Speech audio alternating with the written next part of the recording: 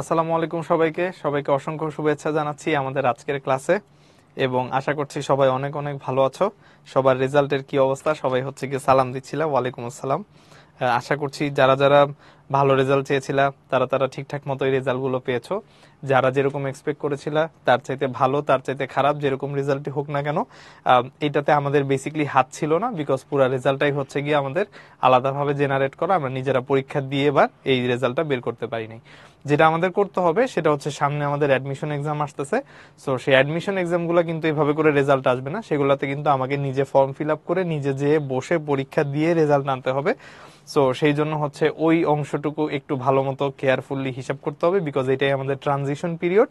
আমরা ভালো মতো পড়াশোনা যদি এখন করি বা এখন রেজাল্ট কি হয়েছে না হয়েছে সেই সব নিয়ে লাফালাফি করা, অত্যন্ত খুশি হওয়া, অত্যন্ত দুঃখিত হওয়া, দুইটা বাদ দিয়ে যদি আমি আমার ফোকাসে ঠিক থাকি তাহলে সামনে যে এক্সামগুলোতে আমাকে বসে আমার সিটটা দখল করতে হবে সেই এক্সামগুলোর জন্য প্রিপারেশনটা একটু ভালো মতো নেওয়াটা এখন বুদ্ধিমানের কাজ হবে।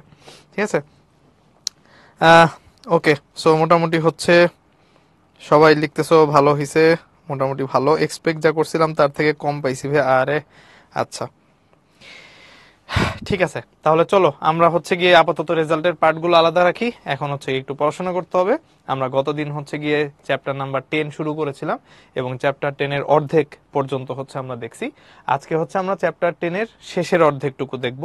আর অধ্যায় 1, যাকে আমরা এখন পর্যন্ত ধরি নাই, অধ্যায় 1 ভৌত জগত পরিমাপ শেষ করে আমরা লেকচার নাম্বার 5-এ ফার্স্ট পেপারটাকে র্যাপ আপ করে ফেলবো ইনশাল্লাহ। ঠিক আছে, সো ফিজিক্স ফার্স্ট পেপার আমাদের মোটামুটি ডান। আচ্ছা, তাহলে চলো আমরা শুরু করি। আমরা শুরু করব হচ্ছে গিয়ে প্রথমে অ্যানালাইসিস দিয়ে। গত দিনের ক্লাসও তোমরা করছোই, তোমাদের আসির ভাইয়া অনেক সুন্দর একটা ক্লাস নিয়েছে এবং আসির ভাইয়া হচ্ছে গিয়ে একদম শুরু থেকে নিয়ে শুরু করে পিভি ইকুয়ালস টু 1/3 MNC স্কয়ারের যা যা আসে খুব সুন্দর করে তোমাদেরকে হচ্ছে গিয়ে একদম উদাহরণ সহ গ্রাফ সহ ম্যাথগুলো বুঝিয়ে দিয়েছে দেখলাম। তো আজকে হচ্ছে গিয়ে আমরা এটার পরের অংশটুকু দেখবো। আজকে আমাদের দেখার টপিক হচ্ছে স্বাধীনতার মাত্রা, গ্যাসের গতিশক্তি। এইখান থেকে বিগত বছরে আমাদের বেশ কিছু প্রশ্ন আসছে দেখা যাচ্ছে এবং মোটামুটি 13 বার এমসিকিউ আসছে। প্লাস ঢাকা ভার্সিটিতে 2021-22-এ একটা থিওরি প্রুভ আসছে। ঠিক আছে, আমাদের কিন্তু সাধারণত একটা কমন ওই যে মিসকনসেপশন থাকে যে শুধুমাত্র ফর্মুলা পড়বো, ফর্মুলা পড়ে পড়ে ম্যাথগুলা সলভ করে দিয়ে আসবো। বাট আমাদের কিন্তু ঢাকা ইউনিভার্সিটিতে 2021-22-এ একটা থিওরির প্রুভ আসছে। সো আমাদের বারবারই ওই যে প্রত্যেকটা ক্লাসে রিমাইন্ডার দেই, আবার একটু মনে করা দেওয়া, থিওরিগুলা, প্রুফগুলা, ডেফিনিশনগুলা অবশ্যই অবশ্যই প্র্যাকটিস করে যেতে হবে, রিভাইজ দিয়ে যেতে হবে আর কি। আচ্ছা, আর হচ্ছে এখান থেকে প্রশ্ন আসতে দেখা গেছে কোথায়? রাজশাহী ভার্সিটিতে রিসেন্ট ইয়ারে প্রশ্ন আসতে দেখা গেছে, জাহাঙ্গীরনগর ভার্সিটিতেও প্রশ্ন আসছে। সো জাহাঙ্গীরনগর ভার্সিটিতে একদম একটানা 4 বছর প্রশ্ন আসছে এখান থেকে। ঠিক আছে, সো বেশি ইম্পর্টেন্ট একটা জিনিস এই অংশটুকু। আচ্ছা, এর পাশাপাশি গড়মুক্ত পথ, গড়মুক্ত পথে জিএসটির 22-23 আর রাজশাহী ভার্সিটির 23-24, 21-22-এ থিওরিটিক্যাল প্রশ্ন আসছে। থিওরিটিক্যাল প্রশ্ন মানে গড়মুক্ত পথ কার সমানুপাতিক, কার ব্যস্তানুপাতিক, এরকম টাইপের প্রশ্ন। গড়মুক্ত পথে বেশ বড় ফর্মুলা এবং তোমরা দেখেছো এই বড় ফর্মুলা বড়ভাবে সলভ করতে হয় ক্যালকুলেটর ইউজ করে। সো সাধারণত যেখানে ক্যালকুলেটরের ইউজ নাই সেখানে হচ্ছে গিয়ে আমরা মানে এইটা ইউজ করতে পারি না বা করতে হলে খুব কষ্ট হয়। সো এখান থেকে কিন্তু আমাদের থিওরি কোশ্চেন অনেক বেশি আসে, এটা একটু মনে রাখবা। আমাদের কিন্তু এই সেকশনের মধ্যেও থিওরি পার্টটা কাজে লাগবে, মানে ফর্মুলা থেকে থিওরি বানানো আর কি। এমন না গড়মুক্ত পথ কাকে বলে সেটা না, ল্যামডা কার সমানুপাতিক, কার ব্যস্তানুপাতিক, কি সম্পর্ক, ওই টাইপের প্রশ্ন আর কি। বাকি থাকলো শিশিরাঙ্ক, আপেক্ষিক আর্দ্রতা। জিএসটির 21-22, রাজশাহী ভার্সিটির রিসেন্ট কোশ্চেন গুলো দেখলে আমরা হচ্ছে কি এখান থেকে বেশ কিছু কোশ্চেন পাবো, বেশ ভালো রকমের কোশ্চেন আসছে। সো এটাও একটু ভালো মতো দেখে যেতে হবে। বাকি থাকলো বিবিধ, এখান থেকে রাজশাহী ভার্সিটিতে 20-21 আর 21-22-এ দুইটা কোশ্চেন আসছে, আমরা দুইটা ইনশাল্লাহ সলভিংটা দেখবো। এখানে আসলে কোশ্চেন গুলো খুব সহজ, একটা থিওরিটিক্যাল কোশ্চেন আসছিল আর একটা হচ্ছে বেসিক্যালি আমরা গতদিন পড়ছি বয়েল চার্লসের ফর্মুলা, ওইখান থেকে হচ্ছে একটা প্রশ্ন আসছে। ঠিক আছে, তাহলে এইগুলো একটু মনে রাখবা। রিদমি বলেছো ভাইয়া মোটিভেশন দেন। মোটিভেশনের কিচ্ছু নেই, মোটিভেশন ক্লাসের একদম শুরুতে দিয়ে দিছি। এখন মেইন মোটিভেশন হচ্ছে তুমি নিজে, তোমার নিজেকে পড়াশোনা করতে হবে, সামনে আগে যেতে হবে। কারণ আমরা যে পরীক্ষা দেই নাই সেটার রেজাল্ট পাইছি, সামনে যে পরীক্ষা দিব সেটার রেজাল্ট কিন্তু এখনো পাই নাই। সো এটা পুরাটাই আমার হাতে, ভালো মতো পড়ো, মনোযোগ দিয়ে পড়ো, আর কোনো দিকে তাকাতাকি করবা না, যেহেতু রেজাল্ট হয়ে গেছে এখন আর টেনশনের কিছু নাই। আচ্ছা, তাহলে চলো আমরা আস্তে আস্তে সামনে আগাই। প্রথম কথা হচ্ছে আমরা একটু স্বাধীনতার মাত্রা নিয়ে একটু দেখব। স্বাধীনতার মাত্রার ক্ষেত্রে প্রথমে একটা ডিসক্লেইমার দিয়ে দেই। স্বাধীনতার মাত্রা আমাদের দুই বইয়ে, ফিজিক্সে এবং কেমিস্ট্রিতে, দুইটা সাবজেক্টের দুই বইয়ে ডিফারেন্ট ভাবে লেখা আছে। এখন কেমিস্ট্রির ক্ষেত্রে সাধারণত গ্যাসগুলাকে আদর্শ গ্যাস হিসেবে কনসিডার করা হয় এবং সেই কনসিডারেশনে সব জায়গায় 3 ইউজ করা হয়। এক পারমাণবিক, দ্বিপারমাণবিক, বহু পারমাণবিক আলাদা করা হয় না, সব জায়গায় হচ্ছে 3/2 এনআরটি, 3/2 পিভি এভাবে করে ম্যাথগুলা করা হয়। তো আমরা যখনই এই ক্লাসগুলো নিতে যাই, অনলাইনে হোক অফলাইনে হোক, সবার কাছ থেকে কমন একটা কোশ্চেন পাই যে ভাইয়া কেমিস্ট্রিতে সবকিছু 3 দিয়ে সলভ করা, ফিজিক্সে আসলে 3, 5, 6 এগুলা কেন আসে বা স্বাধীনতার মাত্রাটা কেন আসে। তো ফিজিক্সে আমরা সাধারণত হচ্ছে গিয়ে গ্যাসগুলোর যখন কথা বলছি, হাইড্রোজেন, অক্সিজেন, নাইট্রোজেন এগুলো নিয়ে উদাহরণ দিই বা প্রশ্নগুলো এগুলো দিয়ে করা হয়, তো এগুলো রিয়েল গ্যাস। ওই জন্য হচ্ছে ফিজিক্সে স্বাধীনতার মাত্রার ব্যাপারটা চলে আসে। তো তখন 3, কোনো কোনো গ্যাসের 5, কোনো কোনো গ্যাসের 6 এগুলো আসে। আর সাধারণত হচ্ছে আদার্স যে কেমিস্ট্রির কথা বললাম, ওইখানে সাধারণত হচ্ছে ওই যে অ্যামাগা বক্র, তারপর আরো অনেক রকমের কি অনেক ডেপথের জিনিসপাতি আছে না কেমিস্ট্রিতে, আমি তো এগুলো পারি না। তো কেমিস্ট্রির এই জিনিসগুলোর জন্য আমাদের হচ্ছে কি একটু কেয়ারফুল থাকতে হবে। ওইখানে হচ্ছে ওভারঅল সব 3 ধরে করা।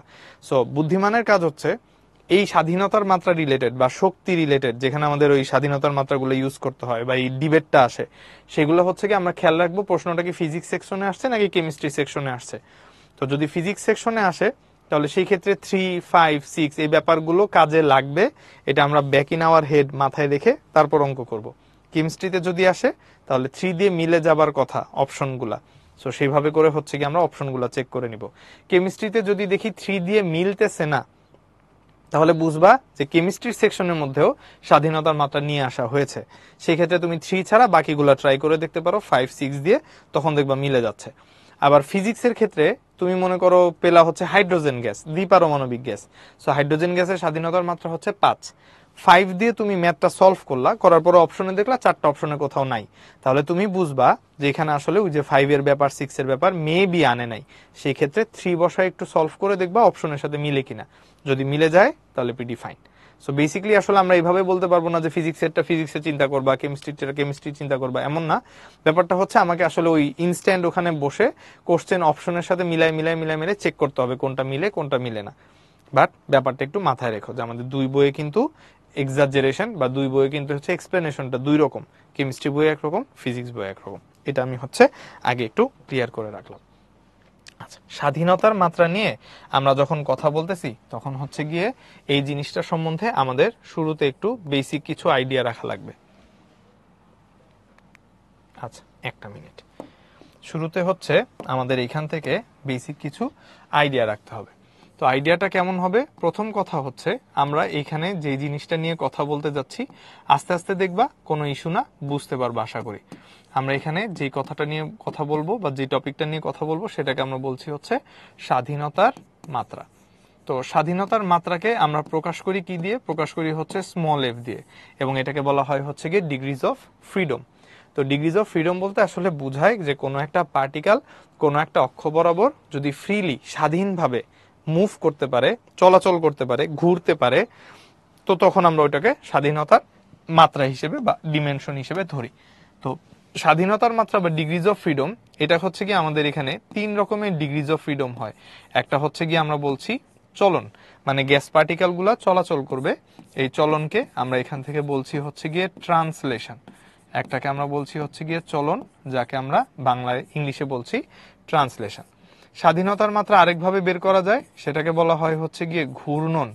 ঘূর্ণনজনিত স্বাধীনতার মাত্রা। ঘূর্ণনকে আমরা ইংলিশে কি বলি? ইংলিশে আমরা বলি হচ্ছে রোটেশন। তাহলে একটাকে আমরা বলবো ট্রান্সলেটরি ডিগ্রিজ অফ ফ্রিডম, আর একটাকে আমরা বলবো রোটেটরি ডিগ্রিজ অফ ফ্রিডম। আর তার পাশাপাশি 3 নম্বরে আরেকটা আছে, সেটা হচ্ছে গিয়ে কম্পন। এটা হচ্ছে আমাদের কম্পনের কথা বলা, এটাকে আমরা বলছি হচ্ছে কম্পন। সো যখন কম্পন নিয়ে কথা বলতেছি, এটাকে আমরা ইংলিশে কি বলি? ইংলিশে আমরা বলি হচ্ছে গিয়ে ভাইব্রেটরি ডিগ্রিজ অফ ফ্রিডম। এটাকে আমরা বলছি হচ্ছে ভাইব্রেটরি ডিগ্রিজ অফ ফ্রিডম। তাহলে আমাদের ডিগ্রিজ অফ ফ্রিডম বা স্বাধীনতার মাত্রা সাধারণত কয় রকমের হবে? 3 রকমের হবে।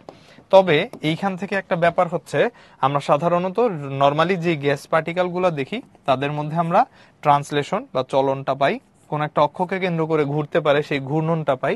বাট এটা অনেক হায়ার টেম্পারেচারে, অনেক হাই টেম্পারেচারে এই জিনিসটা ঘটে বলে, মানে ভাইব্রেটরি ডিগ্রিজ অফ ফ্রিডম যেটা বা কম্পনজনিত স্বাধীনতার মাত্রা, সেটা অনেক হাই টেম্পারেচারে আসে বলে এটা আমরা সাধারণত হচ্ছে দেখতে পাই না। তো নর্মাল রুম টেম্পারেচার বা হালকা পাতলা টেম্পারেচার আমরা সাধারণত এটা দেখতে পাবো না, অনেক অনেক হাই টেম্পারেচারে দেখা যাবে। তার মানে আমরা হচ্ছে গিয়ে দুই রকমের অংশ নিয়ে সাধারণত স্বাধীনতার মাত্রাকে ব্যাখ্যা করে থাকি, একটা হচ্ছে গিয়ে চলন, আর একটাকে আমরা বলছি হচ্ছে গিয়ে ঘূর্ণন। তাহলে এখন এইখান থেকে আমরা একটু মনে রাখবো যে মনে করো আমাদের কাছে এরকম একটা 3 ডিমেনশনাল সিস্টেম আছে। এটা হচ্ছে আমাদের একটা অ্যাক্সিস, এক্স অ্যাক্সিস আঁকলাম, এদিক বরাবর হচ্ছে আমরা ওয়াই অ্যাক্সিসটা ড্র করলাম, এদিক বরাবর হচ্ছে ওয়াই অ্যাক্সিস নিলাম, আর এর সাথে আমরা হচ্ছে গিয়ে এই পয়েন্ট থেকে জেড অ্যাক্সিসটা ড্র করলাম। তিনটা অ্যাক্সিস আমরা এরকম করে ড্র করলাম, এবং এটা আমরা ভিন্ন ভিন্ন গ্যাসের জন্য চিন্তা করব। সো আমরা হচ্ছে গিয়ে তিনটা ডিফারেন্ট সেকশনে আমরা হচ্ছে গিয়ে অ্যাক্সিস গুলাকে একটু এরকম করে ছোট করে ড্র করে নিই, তাহলে আমার বুঝতে একটু ইজিয়ার হবে আর কি। এই এখানে বসালাম, আর এখান থেকে হচ্ছে আমার জেড অ্যাক্সিসটা আসলো। সিমিলারলি আমরা এখানে আবার একটা এক্স অ্যাক্সিস টানলাম, এখান থেকে হচ্ছে উপরে একটা ওয়াই অ্যাক্সিস টানলাম, এখান থেকে এখানে একটা জেড অ্যাক্সিস টানলাম। আচ্ছা, এখন কথা হচ্ছে আমার কাছে মনে করো শুরুতে একটা পার্টিকেল আছে, সেই পার্টিকেল হচ্ছে সিঙ্গেল অ্যাটম। সো শুরুতে এরকম একটা সিঙ্গেল অ্যাটম আছে বা সিঙ্গেল একটা পার্টিকেল আছে, এটা হচ্ছে মনো অ্যাটমিক গ্যাসের জন্য। সো এটাকে আমরা বলছি হচ্ছে গিয়ে এক পারমাণবিক গ্যাস, বা এটাকে আমরা বলছি মনো অ্যাটমিক গ্যাস। যে সকল গ্যাসের হচ্ছে গিয়ে অ্যাটম বা পরমাণু সংখ্যা একটা। তো মনো অ্যাটমিক গ্যাসের জন্য আমাদের উদাহরণ কি কি হইতে পারে? উদাহরণ হইতে পারে হচ্ছে গিয়ে হিলিয়াম। তারপর আমরা পরের স্লাইডটা একটু লিখে আসি, যেমন এই যে এক পারমাণবিক গ্যাসের জন্য, এগুলোর জন্য উদাহরণ হতে পারে নোবেল গ্যাস, যেমন হিলিয়াম হতে পারে, নিয়ন হতে পারে, আর্গন হতে পারে। এইসব নিষ্ক্রিয় গ্যাসগুলো হচ্ছে এক পারমাণবিক। দ্বিপারমাণবিক গ্যাসগুলোর জন্য আমরা নাইট্রোজেনের কথা বলতে পারি, N2 হাইড্রোজেনের কথা বলতে পারি, H2 অক্সিজেনের কথা বলতে পারি, O2, এগুলো হচ্ছে সব দ্বিপারমাণবিক গ্যাস। আর বহু পারমাণবিক গ্যাস বলতে আমরা হচ্ছে গিয়ে কার্বন ডাই অক্সাইড নিতে পারি, বাট এটা একটা স্পেশাল কেস, এটা তোমরা মনে হয় সবাই জানো। কার্বন ডাই অক্সাইড একটা বহু পারমাণবিক গ্যাস হলেও ওর স্বাধীনতার মাত্রা কিন্তু আবার দ্বিপারমাণবিক গ্যাসের মতো হয়। কারণ কার্বন ডাই অক্সাইড যদিও বহু পারমাণবিক, ওর স্ট্রাকচারটা কেমন হয় বলতো? ওর স্ট্রাকচারটা হয় হচ্ছে এরকম সরল রৈখিক। তো সরল রৈখিক হওয়ায় ওর স্বাধীনতার মাত্রা 5 হয়। কেন হয় এটা আমরা একটু পরে দেখব। এছাড়া বহু পারমাণবিক গ্যাসের মধ্যে নাইট্রোজেন ডাই অক্সাইড, NO2 আছে, অ্যামোনিয়া আছে, NH3। তো পরমাণু সংখ্যা যখন 2 এর বেশি হয়, 3, 4, 5, 6 যাই হোক, আমরা ওগুলাকে সব বহু পারমাণবিক বলি। আচ্ছা, এখন কথা হচ্ছে যদি আমরা হিলিয়াম গ্যাস নেই, মানে মনো অ্যাটমিক গ্যাস যারা আছে, সে সকল গ্যাস যদি নিয়ে আমরা এক্সপেরিমেন্ট করতে যাই, তাহলে আমরা দেখব যে এই যে গ্যাস পার্টিকেলটা, ও হচ্ছে গিয়ে কোনো একটা অক্ষ বরাবর, এক্স অক্ষ বরাবর সামনে এবং পিছনে সুন্দর করে মুভ করতে পারতেছে। মানে আমাদের এই পার্টিকেলটা সামনেও যায়, পিছনেও আসে, এক্স অ্যাক্সিস বরাবর সামনেও যাবে, পিছনেও আসবে, এরকম করে ইজিলি মুভ করবে। তো এই দিক বরাবর নড়াচড়া করতে পারে। তারপর এটা এক্স অ্যাক্সিস বাদে ওয়াই অ্যাক্সিস বরাবরও কিন্তু এটা এরকম করে নড়াচড়া করতে পারে। তারপর আবার জেড অ্যাক্সিস বরাবরও এটা কিন্তু এরকম করে নড়াচড়া করতে পারবে। তাহলে ও যেহেতু তিনটা অক্ষ বরাবরই চলতে সক্ষম, মানে চলনে সক্ষম, তাহলে এই যে আমাদের পার্টিকেল, এটার জন্য ট্রান্সলেটরি ডিগ্রিজ অফ ফ্রিডম, মানে চলনজনিত যে স্বাধীনতার মাত্রা, সেই স্বাধীনতার মাত্রা হচ্ছে 3, কারণ ও তিনটা অক্ষ বরাবর চলাচল করতে পারে। So degrees of freedom for translation বা ট্রান্সলেটরি ডিগ্রিজ অফ ফ্রিডম হচ্ছে 3। কিন্তু ও যখন একটা অক্ষতে বসে থাকে, সেই অক্ষ থেকে ওর দূরত্ব 0। অক্ষ থেকে যদি ওর দূরত্ব 0 হয়, তাহলে ওর দূরত্বর মান দিয়ে আমরা হচ্ছে গিয়ে জড়তার ভ্রামক পড়েছি, I ইকুয়ালস টু ভর ইন্টু দূরত্বের স্কয়ার। দূরত্ব যদি 0 হয়, তাহলে জড়তার ভ্রামক কি হয়ে যাবে? 0। যে বস্তু জড়তার ভ্রামক নাই, সেই বস্তু কোনো অক্ষকে কেন্দ্র করে ঘুরতে পারে না। ও যদি এক্স অক্ষতে থাকে, তাহলে এক্স অক্ষ থেকে ওর দূরত্ব হয়ে যাবে 0। ওর মধ্য দিয়ে আমি যদি ওয়াই অ্যাক্সিস ড্র করি, তাহলে ওয়াই অ্যাক্সিস ওর ভিতর দিয়ে পাস করবে। তো ওয়াই অ্যাক্সিস থেকে ওর দূরত্ব 0, জেড অ্যাক্সিস থেকে ওর দূরত্ব 0। তার মানে প্রত্যেকটা অক্ষের সাপেক্ষে ওর জড়তার ভ্রামক হয়ে যাবে 0। যেহেতু ঘুরতে পারবে না, তার মানে আমাদের কোনো একটা অক্ষকে কেন্দ্র করে এক পারমাণবিক গ্যাসগুলার ঘোরার কোনো যোগ্যতা নাই। তাহলে সেই ক্ষেত্রে রোটেটরি ডিগ্রিজ অফ ফ্রিডম হয়ে যাবে হচ্ছে 0। এই যে দুইটা আমরা ডিগ্রিজ অফ ফ্রিডম এখানে লিখলাম, এই দুইটা ডিগ্রিজ অফ ফ্রিডমকে যদি আমরা এখান থেকে যোগ করি, তাহলে আমি এখান থেকে মোট degrees of freedom mono atomic গ্যাসের জন্য পেয়ে যাব। তাহলে মোট ডিগ্রিজ অফ ফ্রিডম কত হবে? ডিগ্রিজ অফ ফ্রিডম হয়ে যাবে হচ্ছে 3। বাস, এই তো। তাহলে এইখান থেকে আমরা বুঝতে পারলাম যে আমরা যত এক পারমাণবিক গ্যাসের কথা বলি, সেই গ্যাসগুলোর জন্য আমাদের স্বাধীনতার মাত্রা বা ডিগ্রিজ অফ ফ্রিডমের ভ্যালু আসে হচ্ছে 3 গেল। এইবার আসো আমরা হচ্ছে অন্য একটা গ্যাস পার্টিকেল নিয়ে কথা বলি, যে গ্যাস পার্টিকেলের এরকম করে দুইটা অ্যাটম আছে। এই হচ্ছে কি মনে করো অক্সিজেনের একটা অ্যাটম, সে হচ্ছে আবার এখানে আরেকটা অক্সিজেন অ্যাটমের সাথে বন্ডিং এ আছে। এই হচ্ছে অক্সিজেনের একটা অ্যাটম, ও আবার আরেকটা অক্সিজেন অ্যাটমের সাথে বন্ডিং এ আছে।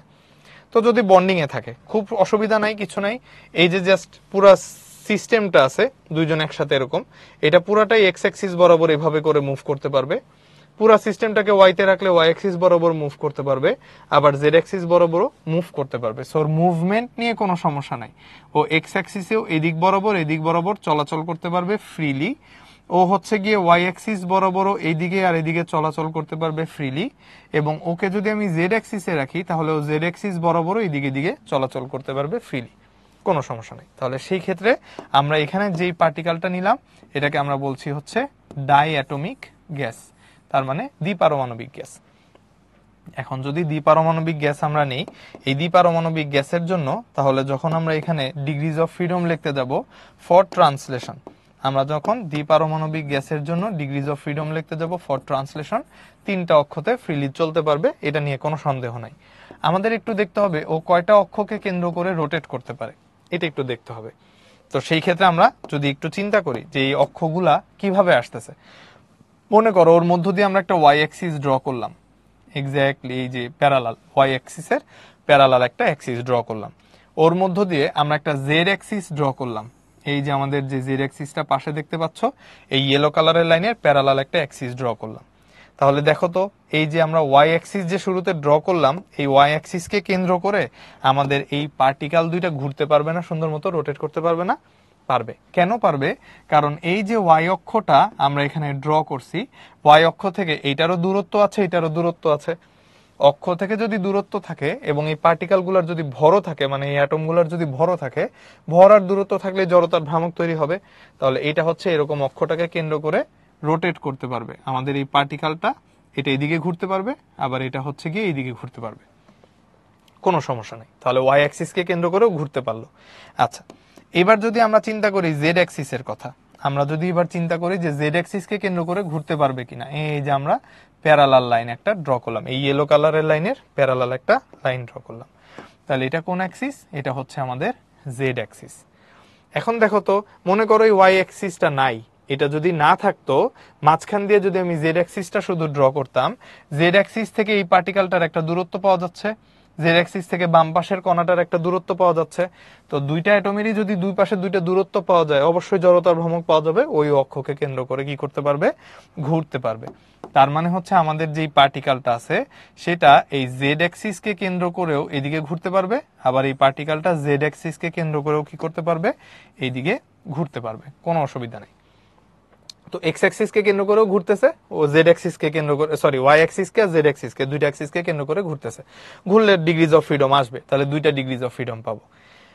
সমস্যা হয়ে যাবে হচ্ছে যখন আমি এক্স অ্যাক্সিসটা ড্র করতে যাব, এদের মাঝখান দিয়ে যদি আমি এখন এক্স অ্যাক্সিস ড্র করতে যাই, তাহলে তুমি ভালো মতো লক্ষ্য করলে খেয়াল করবা যে আমাদের যে কণা দুইটা আছে বা এই পরমাণু দুইটা আছে, সেই পরমাণু দুইটাই কোন অক্ষের উপর অবস্থিত? এক্স অক্ষের উপর অবস্থিত। এবং কোন একটা কণা বা কোন একটা বিন্দু যদি এক্স অক্ষের উপর অবস্থিত হয়, তাহলে সেই অক্ষ থেকে ওর দূরত্ব হবে 0। একটা বিন্দুকে যদি আমি এক্স অক্ষের উপর বসাই, তাহলে ওই বিন্দুটা ওই অক্ষের উপর অবস্থিত হওয়ায় ওই বিন্দুর স্থানাঙ্ক হয়ে যাবে 0। সো আমাদের এই যে গ্রাফ মানে সিস্টেমটা আছে দুইটা অ্যাটমের, ওরা হচ্ছে এক্স অ্যাক্সিস এর উপর অবস্থিত, তাহলে এক্স অ্যাক্সিস থেকে ওদের দূরত্ব কত হবে? 0। তো 0 হয়ে গেলে আমার জড়তার ভ্রামক হয়ে যাবে 0। তার মানে ওয়াই কে কেন্দ্র করে ওরা ঘুরতে পারবে, জেড কে কেন্দ্র করে ঘুরতে পারবে, কিন্তু অসুবিধা হয়ে যাবে হচ্ছে এক্স এ। এক্স কে কেন্দ্র করে ওর পক্ষে ঘোরা পসিবল হবে না, এক্স কে কেন্দ্র করে ওর পক্ষে রোটেট করা পসিবল হবে না। তার মানে ওর ডিগ্রিজ অফ ফ্রিডম আসলে দুইটা অ্যাক্সিস বরাবর আসতেছে, ওয়াই এবং জেড এ। এবং এই যে আমরা এটা লিখলাম, এই দুইটাকে যদি আমরা আবার এখান থেকে কি করে দেই? যোগ করে দেই। তাহলে যোগ করে দিলে আমরা হচ্ছে গিয়ে টোটাল ডিগ্রিজ অফ ফ্রিডম পেয়ে যাব হচ্ছে 5। টোটাল ডিগ্রিজ অফ ফ্রিডম পেয়ে যাব কত? 5।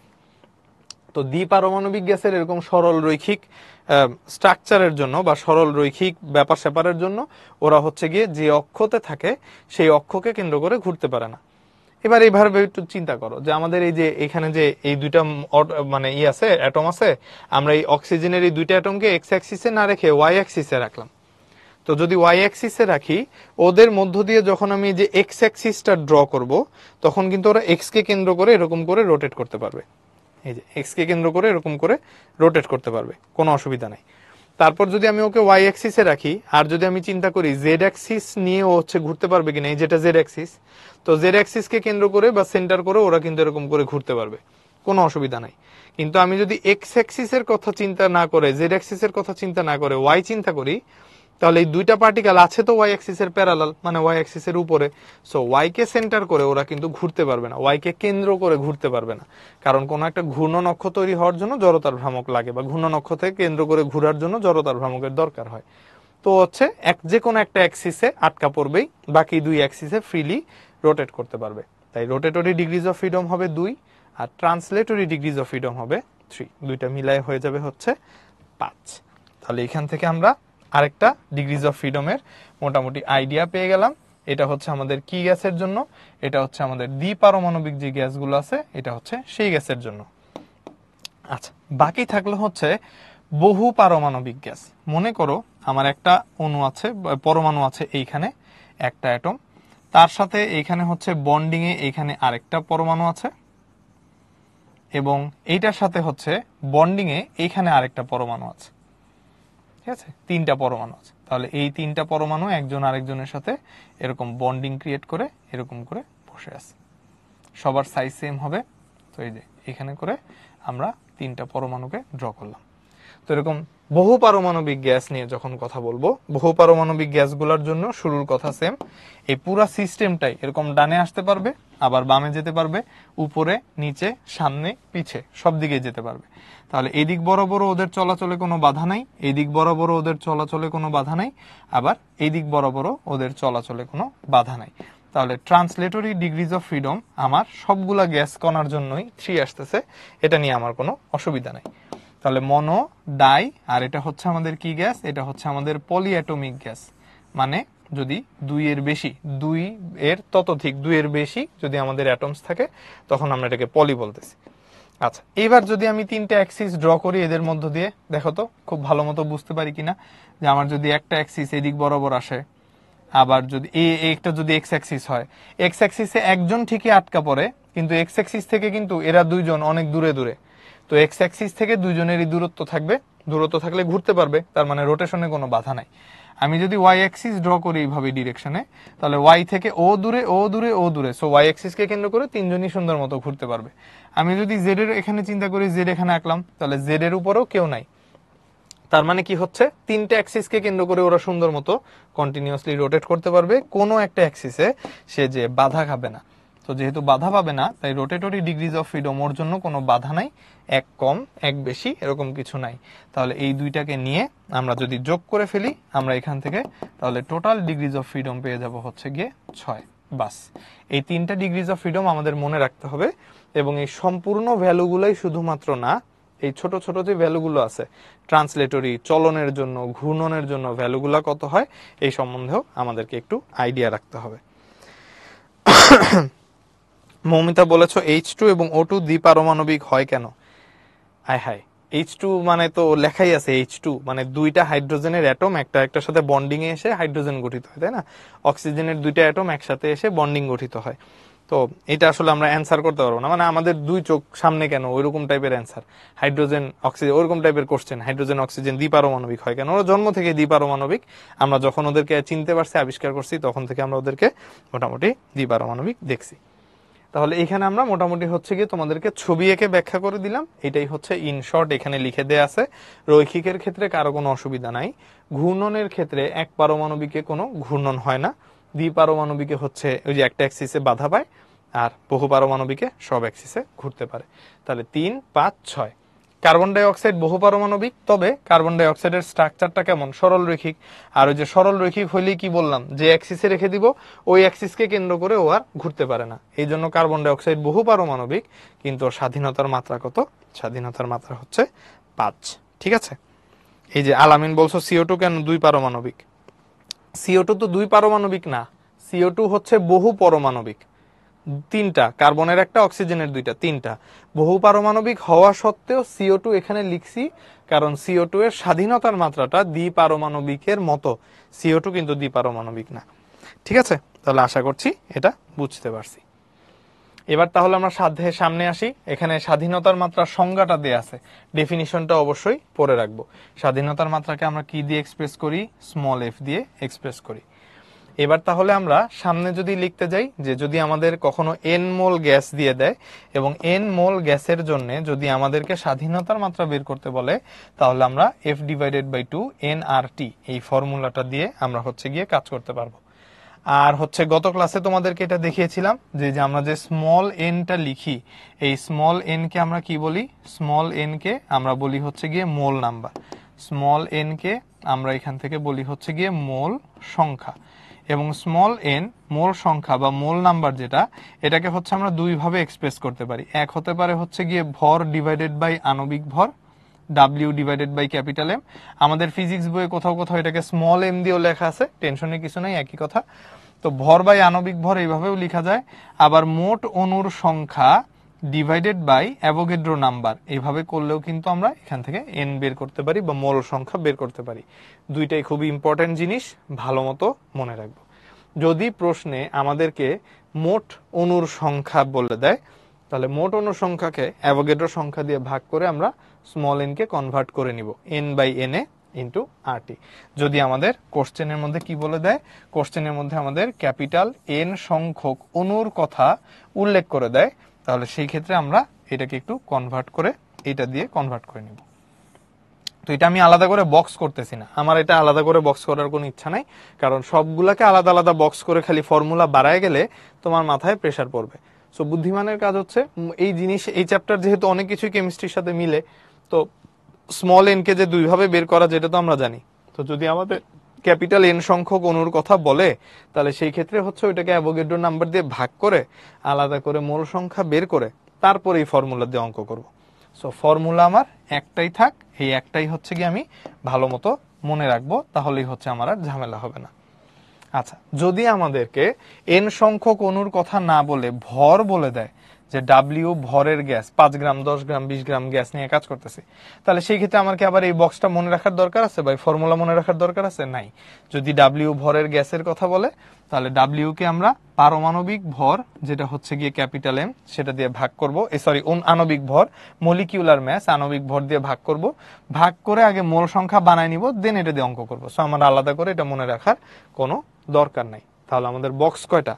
একটা। এক সূত্রতেই সব হবে, ডান পাশের অংশটুকু মনে থাকবে এমনিতেই, না মনে রাখলেও দেখবা পরীক্ষার হলে ঠিকই মনে পড়ছে।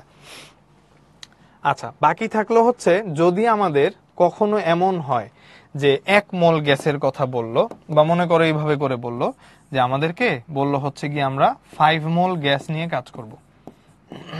আমাদেরকে বললো যে আমরা 5 মোল গ্যাস নিয়ে কাজ করব। সো যদি 5 মোল গ্যাস নিয়ে কাজ করি, তাহলে স্মল এন এর ভ্যালু কত বসাবো? স্মল এন এর ভ্যালু বসাবো 5। এবং সেই ক্ষেত্রে আমরা হচ্ছে গিয়ে কি ফর্মুলা ইউজ করতে পারি? nRT ইউজ করতে পারি, এবং সেই ক্ষেত্রে nRT এর ভ্যালু আসবে হচ্ছে গিয়ে 5RT। nRT ভ্যালু আসবে 5RT, কোনো অসুবিধা নাই। তারপর যদি আমাদেরকে বলে কোশ্চেনের মধ্যে কখনো 3 মোল গ্যাস নিয়ে কাজ করব, যদি আমাদেরকে এরকম করে বলে, তাহলে স্মল এন এর ভ্যালু কত হবে? স্মল এন এর ভ্যালু হয়ে যাবে 3। তাহলে সেই ক্ষেত্রে আমাদের ফর্মুলায় আবারও আমরা nRT বসাতে পারবো, এবং স্মল এন এর ভ্যালু আমরা 3 বসাবো, তখন এটা হচ্ছে 3RT চলে আসবে। কোশ্চেনে যদি আমাদেরকে কখনো বলে আমরা এত বেশি মোল নিব না, আমরা হচ্ছে মাত্র 1 মোল গ্যাস নিয়ে কাজ করব, 1 মোল গ্যাস নিয়ে যদি কাজ করব বলে, তাহলে স্মল এন এর ভ্যালু আসবে হচ্ছে 1। এবং স্মল এন এর ভ্যালু যদি আমরা 1 বসাই, তাহলে এই যে nRT এর ফর্মুলা ইউজ করা যাবে, এবং এখান থেকে সিম্পলি জিনিসটা RT চলে আসবে, কারণ স্মল এন এর ভ্যালু 1। এইগুলো হচ্ছে সব মোলের হিসাব।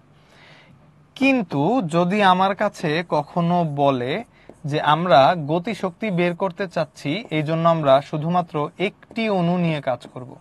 দেখো, n মোল, 5 মোল, 10 মোল, 6 মোল, 3 মোল, 2 মোল, 1 মোল, সব মোল, বড় বড় অ্যামাউন্টের গ্যাস, অনেকখানি গ্যাস। বাট একটা অণু নিয়ে কথা বললে 1 মোল গ্যাসের তোমাকে ভিতরে ঢুকা লাগবে। একটা গ্যাসের 1 মোলের মধ্যে অ্যাভোগাড্রো সংখ্যক অণু থাকে। সো অ্যাভোগাড্রো হচ্ছে 6.023 ইন্টু 10⁻23। এতগুলো অণু থেকে তুমি একটা সিঙ্গেল অণু খুলে নিয়ে আসলা এবং এই অণুটার গতিশক্তি তুমি জানতে চাও। তো যখন তুমি একটি অণু নিয়ে বা দুইটি অণু নিয়ে টিতে চলে আসবা, মোলে আর থাকবা না, টিতে নেমে যাবা, সেই ক্ষেত্রে আমরা স্মল এন আর ইউজ করতে পারি না। সেই ক্ষেত্রে আমরা স্মল এন অথবা ক্যাপিটাল আর দুইটার কোনোটাকেই তখন আর কি করতে পারবো না, ইউজ করতে পারবো না। তখন আমাদের ইকুয়েশনটা কি আসবে? তখন আমাদের ইকুয়েশনটা আসবে হচ্ছে কে ইন্টু টি। ক্যাপিটাল আরও চলে যাবে, স্মল এনও চলে যাবে, এদেরকে আমরা তখন কে দিয়ে সাবস্টিটিউট করব। এই কে কে আমরা কি বলি? কে কে আমরা বলি হচ্ছে গিয়ে বোল্টজম্যান ধ্রুবক, 1.38 10⁻23। ঠিক আছে, এইটা নিয়ে যেন কারো কখনো কনফিউশন না হয়। যখনই আমরা দেখব এন মোল গ্যাস, তখনই আমরা এনআরটি ইউজ করতে পারবো। যখনই আমরা দেখব এন মোল গ্যাস, তখন স্মল এন কে আমরা ডাব্লিউ বাই ক্যাপিটাল এম লিখতে পারবো। যখনই আমরা দেখব এন মোল গ্যাস, তখন আমি স্মল এন কে ক্যাপিটাল এন বাই এন এটাও লিখতে পারবো। কিন্তু যখনই আমি প্রশ্নের মধ্যে দেখব হচ্ছে গিয়ে একটি অণু এরকম টি সংখ্যক, তখনই আমার এফ বাই টুর পরে এন আর টি পুরো অংশ চলে যাবে, জাস্ট টি এর জায়গায় টি থাকবে, এন আর এর জায়গায় তখন কি চলে আসবে, এন আর এর জায়গায় তখন কেটি চলে আসবে। এই ফর্মুলাটা একটু ইম্পর্টেন্স সহকারে আলাদা করে মুখস্থ রাখবো আর কি। ঠিক আছে, একটি অণুর কথা যদি আমাদের কোশ্চেনের মধ্যে কখনো বলে দেয়, একটি অণুর কথা যদি কোশ্চেনে আলাদা করে উল্লেখ করে, তখন আর ক্যাপিটাল আর বা স্মল এন মোল সংখ্যা ইউজ করা যায় না। আচ্ছা, বোল্টজম্যান কনস্ট্যান্টের ভ্যালু কিভাবে পাইছি? ক্যাপিটাল আর কে মানে আদর্শ গ্যাস ধ্রুবককে আমরা অ্যাভোগাড্রো নাম্বার দিয়ে ভাগ করছি, ভাগ করে তারপর হচ্ছে এটাকে আমরা কি হিসেবে চিহ্নিত করি? এটাকে আমরা কে হিসেবে চিহ্নিত করি। ঠিক আছে, তাহলে মোটামুটি হচ্ছে এই জিনিসগুলা। মুফরাদ বলেছো কে এর মান কি কোশ্চেনে দেওয়া থাকবে?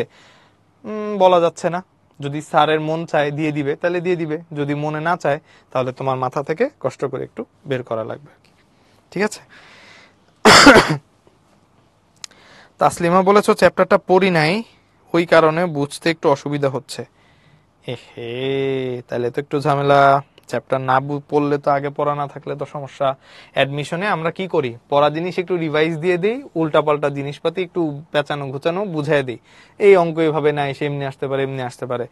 তুমি যদি এইটাই না পারো তাহলে তো আবার একটু সমস্যা। তাহলে সেই ক্ষেত্রে অসুবিধার কিছু নাই, একটু হচ্ছে আমরা চ্যাপ্টারটাকে ক্লাসটা করো, আজকে রাত্রে ঘুমের আগে পুরো চ্যাপ্টারটা একবার রিভাইজ করে পড়ে ফেলো। যদি আজকে রাতে শেষ না হয়, কালকে সারাদিন সময় নাও, কালকের মধ্যেই চ্যাপ্টার 10টা তোমার মতো করে বই দেখে পড়ে ফেলবা।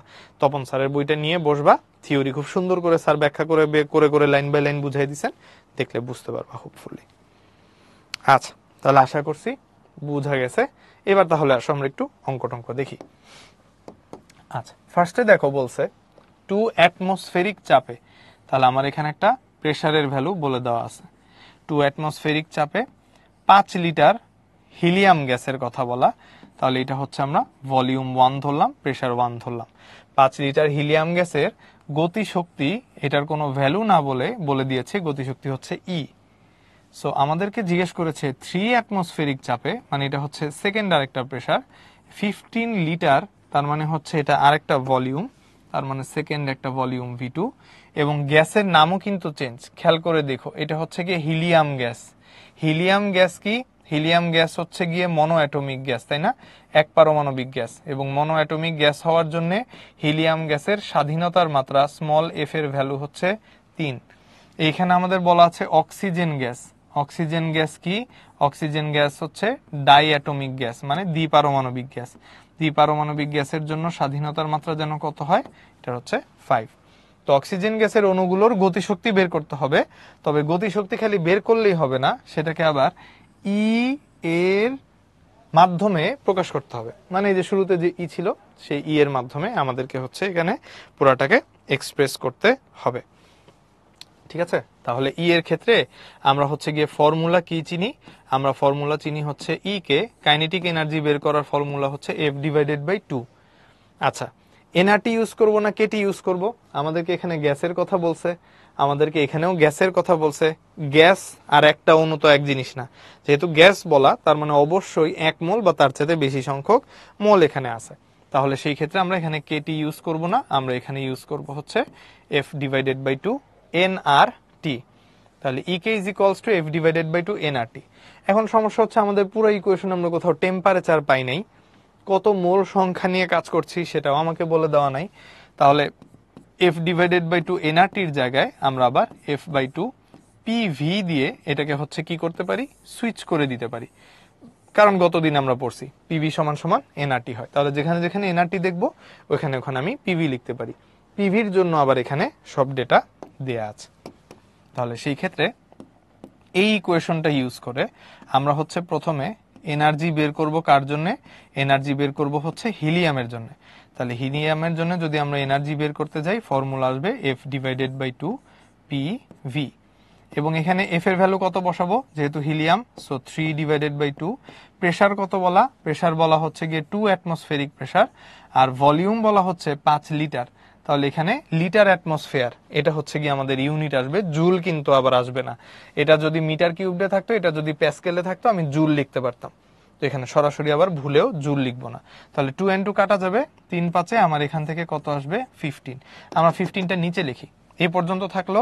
এখন হিলিয়ামের এই শক্তিকে আবার কি দিয়ে এক্সপ্রেস করতে বলেছে, ই দিয়ে এক্সপ্রেস করতে বলেছে। তাহলে ই অফ হিলিয়াম এটাকে আমরা লিখবো হচ্ছে গিয়ে ই, এবং ই এর ভ্যালু কত আসবে, ই এর ভ্যালু 2 2 কাটার পরে 3 5 15 আসবে, এবং 15-র পরে আমাদের একক আসবে হচ্ছে গিয়ে লিটার অ্যাটমসফিয়ার।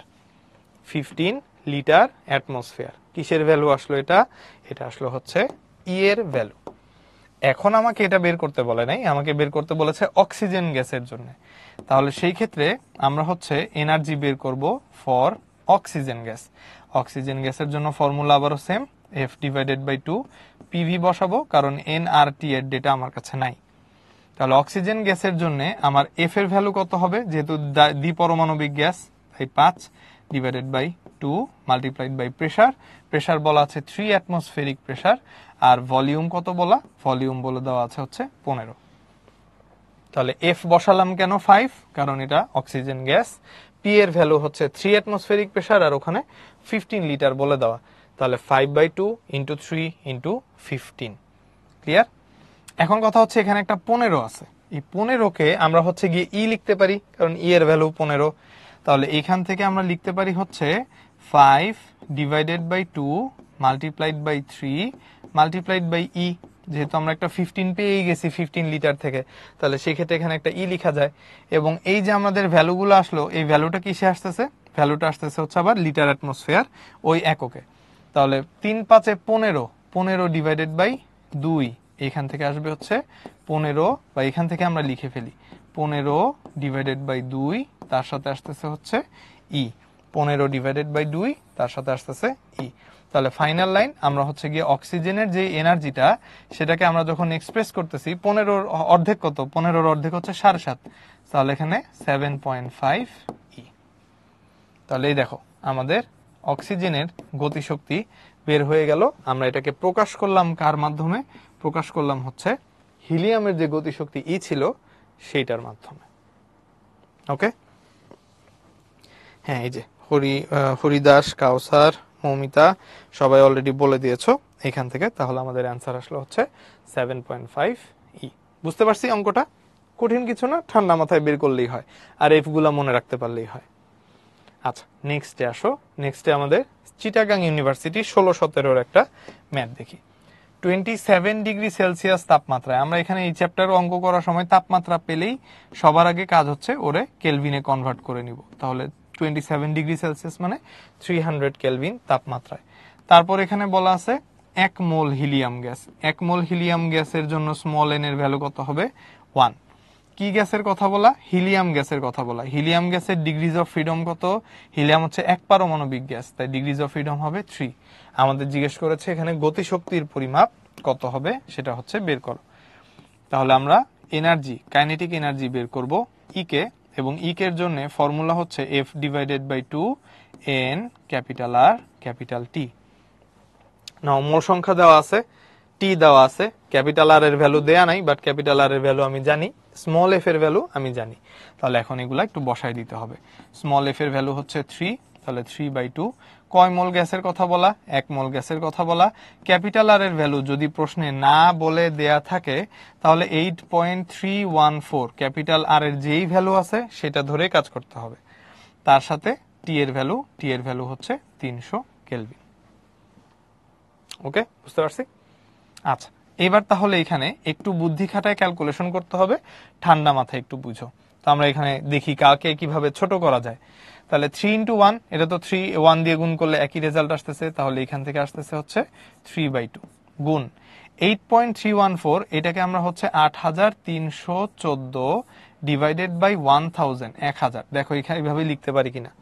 দশমিকের জন্য উঠে ফেললাম 1, দশমিকের পর 3 ঘর, তাহলে 3টা 0।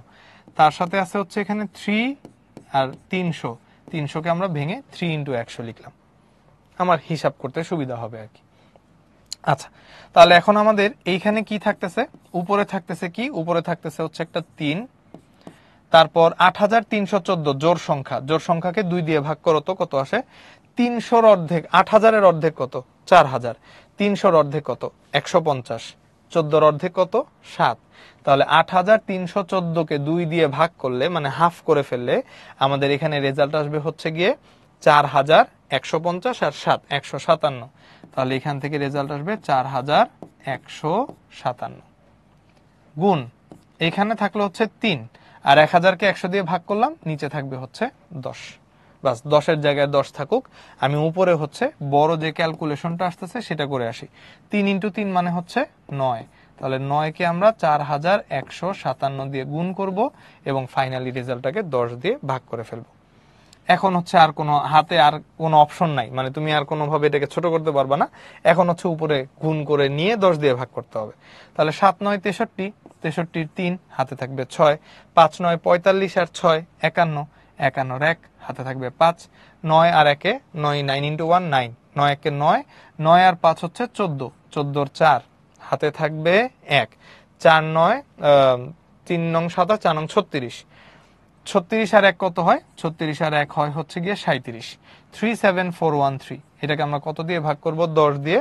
দশমিকটা 3-এর পর থেকে 1 ঘর সামনে চলে আসবে, তাহলে আমাদের রেজাল্ট আসবে হচ্ছে 3741.3। 3741 আসলো, এত এক্সাক্ট দশমিকের মানটা আসছে কেন? কারণ তুমি এখান থেকে কোনো কিছু অ্যাপ্রক্সিমেট করো নাই। গত কয়েকটা ক্লাসে দেখিয়েছিলাম না, আমাদের এরকম ভ্যালু থাকলে আমরা 8 ধরে নেই। তো যদি 8 ধরতাম, এক্সাক্ট ভ্যালুটা আমি কখনো এরকম দশমিকে পেতাম না। আমি যেহেতু এক্সাক্ট 0.314 পর্যন্ত নিয়ে কাজ করছি, তো আমার রেজাল্ট একদম এক্সাক্ট দশমিকে চলে আসছে এবং কঠিন কোনো ক্যালকুলেশন না, এগুলো নর্মাল গুণ হাতে কলমে করাই যায়। 3741.3 এর সাথে সবচেয়ে ক্লোজেস্ট অ্যান্সার হচ্ছে এটা, 3700-র ধারে কাছে আর কেউ নাই, সব দূরে দূরে। তাহলে 37413 এবং আমাদের এককটা আসবে কিসে, এককটা আসবে হচ্ছে জুলে। ওকে, তাহলে 37413 এইখান থেকে আমরা হচ্ছে গিয়ে কাজ করতে পারবো। সুমাইয়া বলেছো ভাই 8 ধরে করা যাবে না। 8 ধরে করা যাবে, মানে করার পরে তোমার হচ্ছে যে একটু অ্যাপ্রক্সিমেট করতে হবে আর কি, একটা রেজাল্ট আসবে। গতদিন একটা বুদবুদের অঙ্ক করেছিলাম, আমি তো ইংলিশ ভার্সনে ক্লাস নিয়েছি, তোমাদের বাংলা ভার্সনটা ছিল।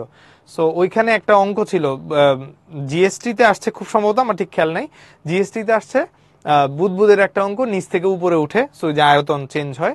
4টা অপশন ছিল এরকম 10.1, 10.2, 10.3, 10.4। ঠিক আছে, এইরকম যদি দশমিকে এক এক এক এক করে 4টা অপশন দেওয়া হয়, তখন কিন্তু তুমি অ্যাপ্রক্সিমেশন ধরাটা তোমার জন্য বুদ্ধিমানের কাজ হবে না, কারণ অ্যাপ্রক্সিমেট ধরলে রেজাল্ট যে কোনো একটা অপশন আসতে পারে। ঠিক আছে, এইখানে আমি অ্যাপ্রক্সিমেট ধরতে পারি, কারণ হচ্ছে গিয়ে 700 600 800 500 অনেক দূরে দূরের ভ্যালু, বাট উচিত না আর কি। ঠিক আছে, সব জায়গায় আমরা কাজ করব না, তুমি 8 ধরে কাজ করতে পারো, রেজাল্ট আসবে। এবং 8.314 এর জন্য যত বেশি আসছে, 8 ধরলে রেজাল্ট এখানে কমায় ফেলতেছো, সো এখানেও রেজাল্ট কমে যাবে। কমের ভ্যালুটাকে পরবর্তীতে তুমি দেখবে কোনটার সাথে খুব কাছাকাছি মিলে, ওইটা হচ্ছে অ্যান্সার দিয়ে আসবা। ওকে,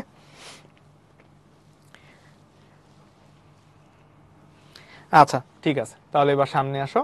আমাদের বলছে এ এবং বি পাত্র নিলাম, এবং এই যে এ এবং বি পাত্র, এই দুইটা পাত্রে 2 রকমের গ্যাস আছে। প্রথমে আছে হচ্ছে গিয়ে 3 মোল নাইট্রোজেন গ্যাস আছে, সো 3 মোল যেহেতু এটা হচ্ছে আমার N1।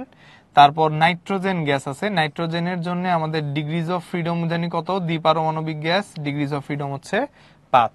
এবং তাপমাত্রা কত বলা, তাপমাত্রা হচ্ছে 227 ডিগ্রি সেলসিয়াস বলা।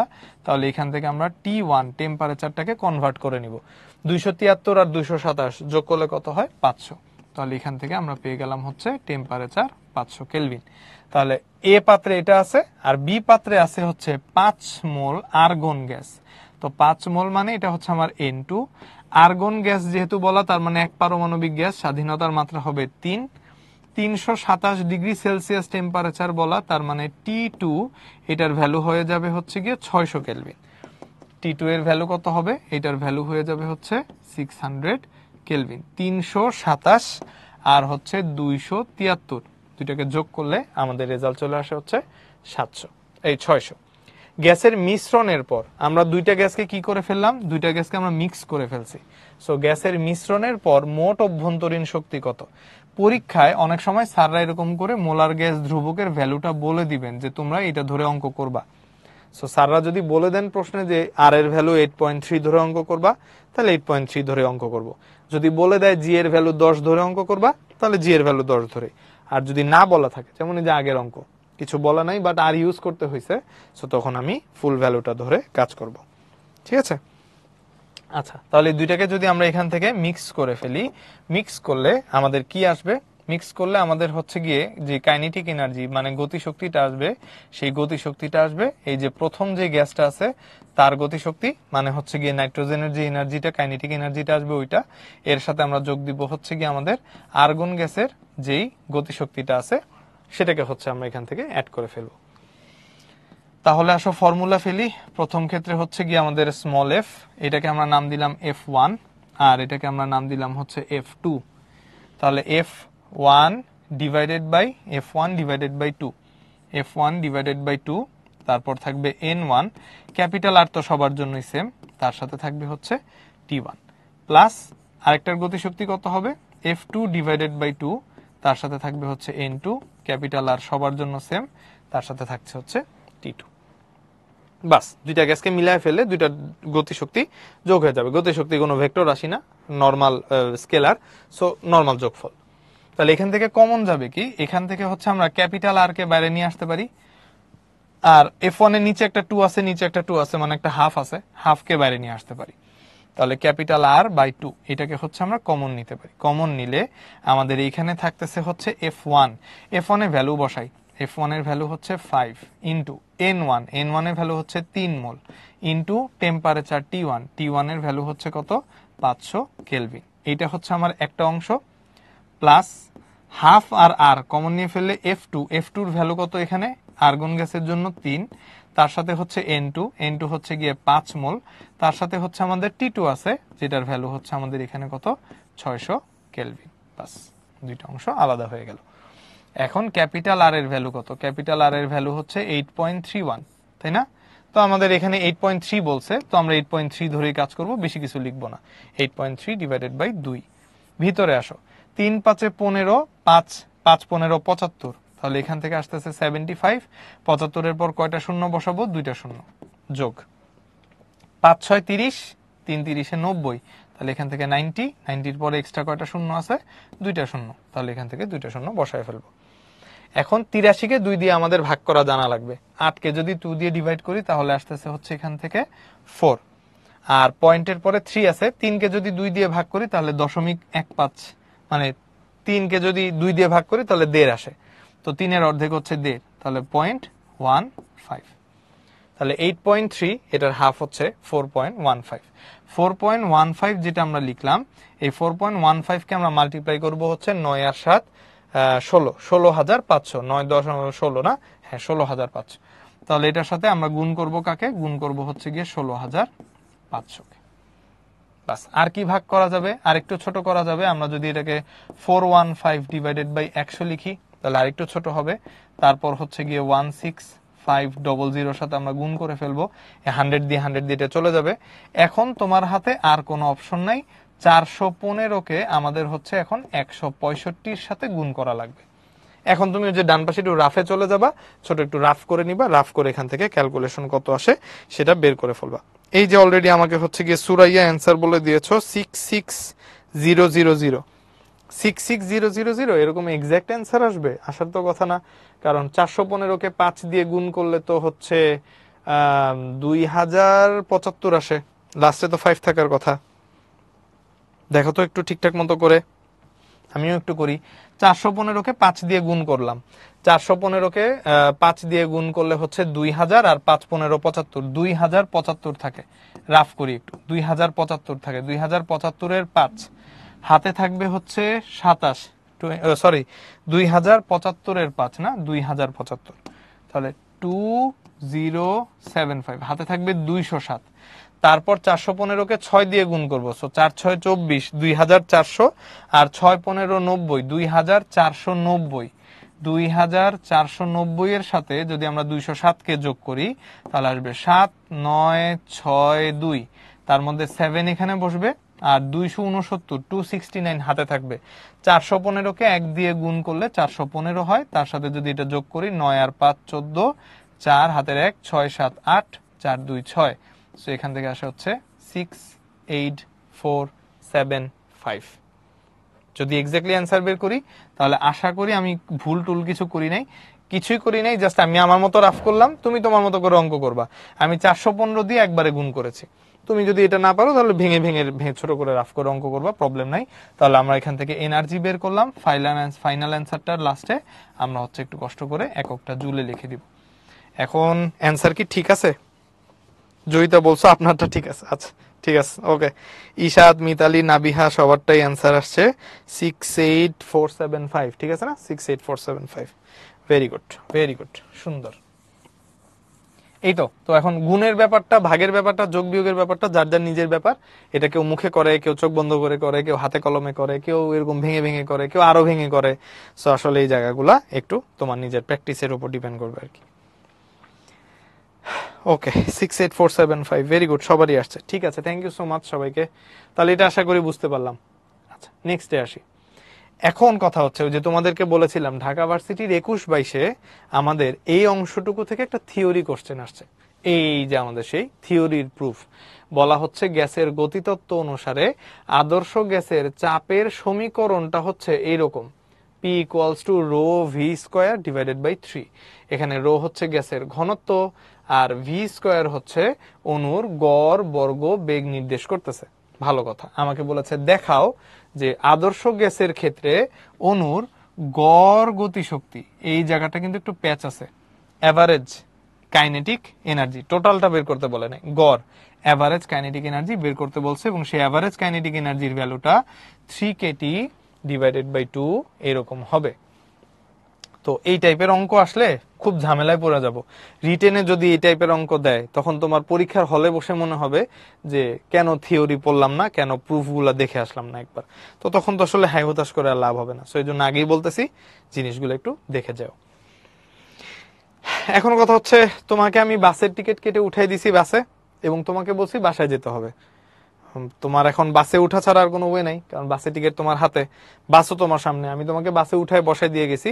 কিন্তু তোমাকে বলে যাই নাই যে বাস থেকে নামার পরে কি আমি সরাসরি বাসায় যেতে পারবো, নাকি আমি মাঝখানে আবার রিক্সা চেঞ্জ করতে হবে, একটা সিএনজিতে উঠতে হবে, কিছুই বলে দেওয়া নাই। তো শুরু করতে হবে এখান থেকে, আর কোনো অপশন নেই, এটা দিয়ে শুরু করব। আমার দিন শেষে এনার্জির ইকুয়েশনটা বা অ্যাভারেজ এনার্জি বা গতিশক্তির এনার্জির ইকুয়েশনটা 3kT/2 আসে, এটা প্রমাণ করে দেখাইতে হবে। আচ্ছা, তাহলে ধরি আমরা শুরুতে হচ্ছে এখানে ধরে নিলাম যে আমরা যতটুকু গ্যাস নিয়ে কাজ করছি সেই গ্যাসের মধ্যে মোট অণুর সংখ্যা, সেই গ্যাসের মোট অণুর সংখ্যা, এটা আসলে না ধরলেও হয়তো, আমি জাস্ট এখানে তোমাদের বোঝার সুবিধার জন্য লিখে রাখলাম। কারণ কোন একটা গ্যাসের মোট অণুর সংখ্যাকে আমরা হচ্ছে গিয়ে ক্যাপিটাল এন দিয়ে রিপ্রেজেন্ট করি, এই যে একটু আগেও তোমাদের বললাম, তাই না? মোট অণুর সংখ্যা ওকে অ্যাভোগাড্রো নাম্বার দিয়ে ভাগ দিলে আমাদের মোল সংখ্যা আসে। তো আমরা ধরে নিলাম মোট অণুর সংখ্যা হচ্ছে ক্যাপিটাল এন। তো যদি মোট অণুর সংখ্যা ক্যাপিটাল এন হয়, তাহলে সেই ক্ষেত্রে আমরা হচ্ছে গিয়ে এখন আমাদের ওই যে বাসের টিকিট নিয়ে একটু চিন্তা ভাবনা করি, কি কনভার্ট করা যায় দেখি। এখানে প্রেসার লেখা আছে, প্রেসার লেখা আছে হচ্ছে রো, তার সাথে লেখা আছে এটা হচ্ছে স্মল ভি, ভি স্কোয়ার মানে হচ্ছে বেগের স্কোয়ার, ডিভাইডেড বাই লেখা হচ্ছে 3। আচ্ছা, নেক্সট লাইনে আমরা একটু চিন্তা ভাবনা করি, প্রেসারকে তো কিছু করা যায় না, ভি স্কোয়ার তো ভি স্কোয়ার, এটাও কিছু করা যাবে না, এটাও এটার মতো থাকবে, আর 3 তো 3 ওর মতো থাকবে। আচ্ছা, রো কে আমরা কি লিখতে পারি? রোকে আমরা লিখতে পারি হচ্ছে গিয়ে ভর স্মল এম, বা তুমি ডব্লিউ লিখতে পারো, কোনো সমস্যা নেই, ভর ডিভাইডেড বাই আয়তন, তাই না? এটা হচ্ছে আমরা রোকে লিখতে পারি, যেহেতু রো হচ্ছে গিয়ে আমাদের ঘনত্ব বা ডেনসিটি। ডেনসিটিকে আমরা কিভাবে লিখি? ডেনসিটিকে আমরা লিখি হচ্ছে গিয়ে ভর ডিভাইডেড বাই আয়তন, এইভাবে। বস্তুর একক আয়তনের ভরকে উপাদানের ঘনত্ব বলে। ঠিক আছে, তাহলে এই পর্যন্ত আসা গেল। এখন ভলিউমকে দিয়ে আমরা হচ্ছে গিয়ে এই পাশে গুণ করে দিই। এই পাশে গুণ করে দিলে আমাদের লেফট সাইডে চলে আসবে হচ্ছে পিভি, আর আমাদের রাইট সাইডে আসবে হচ্ছে গিয়ে small M V square divided by 3। এই পর্যন্ত এনে আমরা রাখলাম। আচ্ছা, এইবার আমাদের ঠাস করে এই লাইনে আসার পরই মনে পড়ার কথা যে ভাইয়া বলছিল যেখানে যেখানে আমরা পিভি দেখব সেই জায়গাতে আমরা হচ্ছে গিয়ে এন আর টি লিখে ফেলতে পারি। তাহলে পিভির জায়গায় আমরা লিখে ফেলতে পারলাম হচ্ছে এন আর টি। 3 কে নিয়ে আমার কোনো অপশন নাই, কিছু করারও নাই। আবার এই যে ভেলোসিটি যেটা লিখতেছি, এই ভেলোসিটির স্কোয়ারটা নিয়েও আমার আসলে কোনো কিছু সেরকম করে করার নাই। আচ্ছা, ভরকে তো একটা কাজ করা যায়। ভরকে কিভাবে কাজ করা যায় বা ঘুরানো যায় কিভাবে? আমরা একটু আগে একটা ইকুয়েশন শিখলাম না, যে বস্তুর মোল সংখ্যা কিভাবে বের করে? মোল সংখ্যা বের করে হচ্ছে গিয়ে বস্তুর ভরকে তার আণবিক ভর বা মলিকিউলার ম্যাস এটা দিয়ে ভাগ করলে মোল সংখ্যা আসে।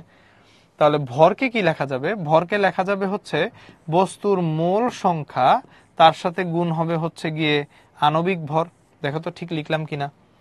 যে কোনো একটা বস্তুর ভর তাকে আণবিক ভর দ্বারা ভাগ করলে মোল সংখ্যা পাওয়া যায়। তাহলে ভর কি লিখবো? ভর লিখবো হচ্ছে গিয়ে মোল সংখ্যা গুণ আণবিক ভর। তাহলে স্মল এন কে ক্যাপিটাল এম এর সাথে গুণ দিলাম। আবার বাম পাশেও আমরা হচ্ছে এন আর টি লিখতে পারছি। তাহলে দেখো দুই পাশে আমার দুইটা মোল সংখ্যা চলে আসলো। তাহলে এখান থেকে আমি একটা জিনিসটা অ্যাটলিস্ট কাটতে পারলাম, ছোট করে কেটে ফেললাম। কেটে ফেলে আমি এখান থেকে ভেলোসিটির স্কয়ারটা বের করে নিলাম। বেগের স্কয়ার বা ভেলোসিটির স্কয়ারের ভ্যালু হবে 3, যে এইখানে আর টির সাথে যে গুণ হবে, আর এন আর এন তো কাটা চলে যাবে। 3 আর টি কে আমরা ভাগ করব কত দিয়ে? ক্যাপিটাল এম দিয়ে। 3 এসে ওর সাথে গুণ হবে, এন গুলা চলে যাবে, এম দিয়ে ভাগ হবে, ভি স্কয়ারের ভ্যালু আসলো হচ্ছে 3 আর টি বাই এম। আচ্ছা, এখন তুমি মনে করতে পারো ভাই আমি কেমনে বুঝবো এটা ভি স্কয়ার হিসেবেই রাখতে হবে? কারণ তুমি জানো যে আমি যদি গড় গতি শক্তি বের করতে যাই, আগে আমার মোট গতি শক্তি জানা লাগবে, নাহলে তো আমি গড় বের করতে পারবো না। মোট ভর জানা থাকলে, কতগুলো বস্তুর ভর আমি জানি এটা জানা থাকলে, মোট ভরকে অণুর সংখ্যা বা বস্তুর সংখ্যা দিয়ে ভাগ করলেই গড় পাওয়া যায় বা এভারেজ পাওয়া যায়। তাহলে এই ক্ষেত্রে আমাকে শুরুতেই বের করে নিতে হবে যেটা গড় বের করার আগে, সেটা হচ্ছে গিয়ে টোটাল এনার্জি বা টোটাল কাইনেটিক এনার্জি কত আসে। তাহলে সেই ক্ষেত্রে আমাকে এখান থেকে বের করে নিতে হবে হচ্ছে গিয়ে মোট গতিশক্তি। মোট গতিশক্তি যখনই বের করতে যাব, মোট গতিশক্তি বের করতে গেলে half M V square use করতে হয়। তাহলে এখান থেকে আমরা হাফ এম ভি স্কোয়ার লিখে ফেললাম। এই যে আমার মোট গতিশক্তিতে ভি স্কোয়ার লাগবে, ওকে আমি এখন এই জিনিস দিয়ে কনভার্ট করতে পারবো। এই জন্য হচ্ছে আমরা ভি স্কোয়ারের ইকুয়েশন আলাদা করে বের করে রাখছি। তাহলে এখন আমরা এখানে একটু মডিফাই করে ফেলি। হাফের জায়গায় হাফ থাকলো। স্মল এম, এই যে স্মল এম কে তুমি একটু আগে গ্রিন কালার দিয়ে কি লিখছো? স্মল এম কে তুমি একটু আগে গ্রিন কালার দিয়ে লিখছো হচ্ছে মোল সংখ্যা গুণ আণবিক ভর। মোল সংখ্যা গুণ আণবিক ভর, স্মল এম কে মাত্র ইকুয়েশন ইউজ করে এটা লিখছো। আর তুমি কমলা কালার ইউজ করে ভি স্কোয়ারের ইকুয়েশনটা কি পেয়েছো? ভি স্কোয়ারের ইকুয়েশন পেয়েছো হচ্ছে গিয়ে 3RT divided by capital M. এটার ইকুয়েশন পেয়েছো হচ্ছে ভি স্কোয়ারের জায়গায় 3RT divided by capital M. তো ক্যাপিটাল এম সুন্দর মতো ক্যালকুলেশনে কাটাকাটি চলে যাচ্ছে। যদি কাটাকাটি চলে যায় তাহলে আমার উপরে থাকতেছে কি? উপরে থাকতেছে হচ্ছে একটা 3, উপরে একটা থাকতেছে স্মল এন, উপরে একটা থাকতেছে আর, উপরে একটা থাকতেছে টি, আর নিচে হচ্ছে শুধুমাত্র একটা 2 থাকছে। এই যে হাফের যে 2টা ছিল সেই 2টা থাকতেছে, আর কেউ থাকতেছে না, কারণ এম এর সাথে কাটাকাটি চলে যাচ্ছে। তাহলে আমাদের এখানে ই এর যে ইকুয়েশনটা আসলো, সেই ই এর ইকুয়েশনটা আসলো হচ্ছে গিয়ে 3nRT ডিভাইডেড বাই 2। ই এর ইকুয়েশনটা তাহলে আমরা কি পেলাম? মোট এনার্জি বা টোটাল এনার্জির ইকুয়েশন পেলাম 3nRT ডিভাইডেড বাই 2। গল্প আমার এখনো শেষ হয় নাই, কারণ হচ্ছে কি আমরা বাকি কাজটুকু এখন এখান থেকে করে ফেলবো। বাকি কাজটুকু কি? আমার ক্ষেত্রে কি চাওয়া হয়েছে? আমার কাছে চাওয়া হয়েছে হচ্ছে গড় গতিশক্তি। সো মোট গতিশক্তি যদি আমাদের জানা থাকে তাহলে সেই ক্ষেত্রে এটা ইউজ করে আমরা এখান থেকে কি বের করতে পারবো? এভারেজ যে গতিশক্তিটা আছে সেটাও এখান থেকে ফাইন্ড আউট করতে পারবো। এখন কোন একটা মনে করো আমরা 5 জন লোক নিলাম, 5 জন লোকের ভর যোগ করলাম, একজন 40, একজন 20, একজন 10, একজন 30, একজন 50, সবার ভর যোগ করে আমরা কি পাবো? মোট ভর। তাকে আমরা লোকের সংখ্যা দিয়ে ভাগ করে ফেলবো, গড় পাবো। তাহলে এভারেজ এনার্জির জন্য আমাদের হচ্ছে কি এখানে মোট এনার্জি, টোটাল এনার্জিটা জানা লাগবে। তাকে হচ্ছে আমরা যতগুলো অণু আছে, ওই যে শুরুতে আমরা মোট অণুর সংখ্যা ধরেছি ক্যাপিটাল এন, ওইটা দিয়ে যদি সিম্পলি ভাগ করে দেই তাহলে তো আমার এভারেজ চলে আসতেছে, তাই না? তাহলে আমি এখান থেকে গড়টা ফাইন্ড আউট করে ফেলতে পারবো। তাহলে ই এর ক্ষেত্রে আমরা মোট এনার্জি শক্তি কত পেলাম? মোট এনার্জির জন্য আমরা এখান থেকে অরেঞ্জ কালার দিয়ে লিখে রাখছি হচ্ছে 3 nRT ডিভাইডেড বাই 2, এই যে টোটাল এনার্জি শক্তিটা। আচ্ছা, আর ক্যাপিটাল এন হচ্ছে কি? ক্যাপিটাল এন হচ্ছে কি আমাদের এই কই ছিল? ক্যাপিটাল এন তো কোথাও ছিল না। এখন ক্যাপিটাল এন কে কিভাবে আবার কনভার্ট করি? ও, এখানে আবার একটা মজার ব্যাপার আছে, সেটা হচ্ছে আমরা স্মল এন এর এই ইকুয়েশনটা তোমাদেরকে একটু আগে লিখে দিয়েছিলাম না স্লাইডের শুরুতে, এটার পাশাপাশি কিন্তু ক্যাপিটাল এন দিয়েও একটা সমীকরণ লিখে দিছিলাম। এইটা কি সবার মনে আছে? একটু এখান থেকে লিখে রাখি তো, যে আমরা মোল সংখ্যা স্মল এন তাকে শুধুমাত্র এম বাই এম এভাবেই লিখতে পারি না, তাকে হচ্ছে আবার মোট অণুর সংখ্যা ডিভাইডেড বাই অ্যাভোগাড্রো নাম্বার এভাবে করেও এটাকে লিখতে পারি। তাহলে ক্যাপিটাল এন এর জায়গায় কি লেখা যাবে বলতো? ক্যাপিটাল এন এর জায়গায় লেখা যাবে হচ্ছে মোল সংখ্যা গুণ অ্যাভোগাড্রো নাম্বার লেখা যাবে। ক্যাপিটাল এন এর জায়গায় আমরা লিখতে পারবো হচ্ছে এন কে এন দিয়ে গুণ করে দিব। তাহলে এন গুণ এন এ, মোল সংখ্যা গুণ অ্যাভোগাড্রো নাম্বার। এই উপরে একটা এন আছে, নিচে একটা এন আছে, সুন্দর মতো দুইটা কি হয়ে যাবে? সুন্দর মতো কাটাকাটি হয়ে যাবে। তাহলে এখানে থাকবে কি? এখানে থাকবে 3, এখানে থাকবে আর, এখানে থাকবে টি। স্মল এনটা কাটাকাটি চলে যাবে, এখানে থাকবে 2 আর তার সাথে থাকবে হচ্ছে অ্যাভোগাড্রো নাম্বার। তোমার প্রুফ হয়ে গেছে। আর বাই এন এ এটাই হচ্ছে বোল্টজম্যান কনস্ট্যান্ট বা বোল্টজম্যান ধ্রুবক। তাহলে এখান থেকে আমরা যদি অ্যাভারেজ এনার্জির ফর্মুলা বের করতে চাই, আমরা তাহলে এখান থেকে লিখতে পারবো হচ্ছে 3 multiplied by 3 divided by 2 multiplied by R by N A, একটু সাজায় লিখি, মাল্টিপ্লাইড বাই হচ্ছে টি। তাহলে এখান থেকে আমার আর বাই এন এর যে অংশটুকু, এই আর বাই এন এর অংশটুকুকে আমরা আবার এখান থেকে কি বলতে পারি? এটাকে বলতে পারি হচ্ছে কে। তাহলে ই অ্যাভারেজ হয়ে যাবে হচ্ছে 3 ডিভাইডেড বাই 2 কে টি।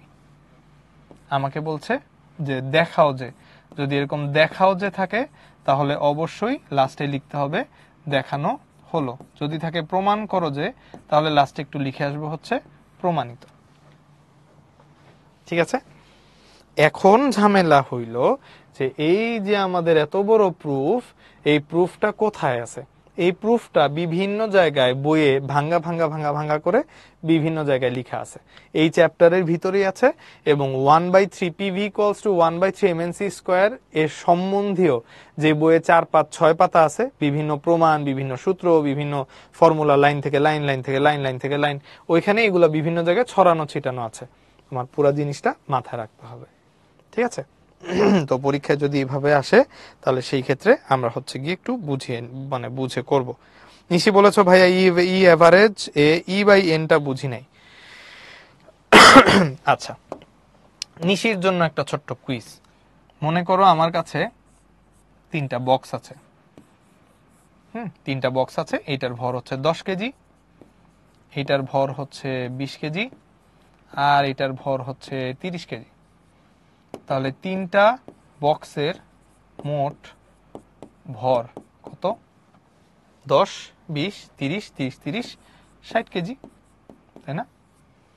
মোট ভর তো 60 কেজি। তাহলে মোট ভর যদি 60 কেজি হয়, তাহলে আমি যদি 3টা বাক্সর গড় ভর বের করতে চাই, কি করব? এই যে মোট ভর, সেটাকে আমার মোট যে কয়টা বাক্স আছে সেই সংখ্যা দিয়ে ভাগ করে দিব না? তাহলে 60 কে 3 দিয়ে ডিভাইড করলে আমার আসবে হচ্ছে 20 কেজি। ঠিক আছে? এখন বলো তো নিশি, বুঝতে পারছি কিনা ঘটনা? আমরা যখন এভারেজ বের করলাম, মোট শক্তিকে মোট অণুর সংখ্যা দিয়ে ভাগ করে দিব, তাহলে গড় চলে আসবে বা এভারেজ চলে আসবে। ঠিক আছে? নিঝুম আক্তার তালুকদার বলেছো, ভাইয়া এত বড়টা করা তো অনেকটা সময় লাগবে, আমরা কি এতটা সময় পাবো এক্সামে? এক্সাম সম্বন্ধে একটা মজার কথা বলি, সেটা হচ্ছে তুমি যদি পরীক্ষায় পারো তাহলে তোমার জন্য সময় নিয়ে টানাটানি লাগবে। আর তুমি যদি পরীক্ষায় যাওয়ার পরে না পারো তাহলে তোমার কাছে অনেক সময় থাকবে অ্যাকচুয়ালি, ঠিক আছে? তখন দেখবা তুমি সময়ের কোনো অভাবই নাই, কিন্তু তুমি পারতেছো না। তো সেই ক্ষেত্রে হচ্ছে এই প্রুফগুলো আমরা সাধারণত মানে বলবো যে এই প্রুফগুলা ঠাস করে পরীক্ষা মাথায় আসবে না, তো এগুলা সবার লাস্টে অ্যান্সার করবা, ঠিক আছে? থিওরিটিক্যাল জিনিসপাতি এগুলা সবার লাস্টে অ্যান্সার করবা, তাহলে ঝামেলা হবে না। ওকে, তাহলে আশা করি প্রমাণটা বোঝা গেছে।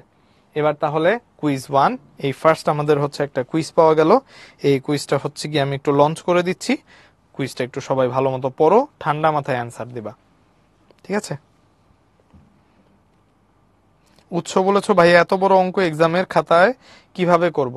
হ্যাঁ, আমি অনেক বড় করে লিখছি, আমার হাতের লেখা অনেক বড়, তুমি ছোট ছোট করে লিখবা, আর ওরা যথেষ্ট পরিমাণ জায়গা দেয় রিটেনের জন্য, সো রিটেন নিয়ে টেনশন করো না, ঠিক আছে? সব স্যাররা যখন কোশ্চেন বানান, স্যাররা জানেন যে কতটুকুর জন্য লিখতে কতটুকু জায়গা লাগে, ওই অনুযায়ী সময় জায়গা দেয়া থাকবে, প্রবলেম নাই। জাদিয়া বলেছো ভাইয়া এটা রিটেনে লাগবে, এটা রিটেনেই আসছে, ঢাকা ভার্সিটির 21-22 রিটেনে আসছে, এটা কিন্তু আমার বানানো অঙ্ক না, এটা ভার্সিটির প্রুফ, ভার্সিটিতে আসছে অলরেডি 2 বছর 3 বছর আগে।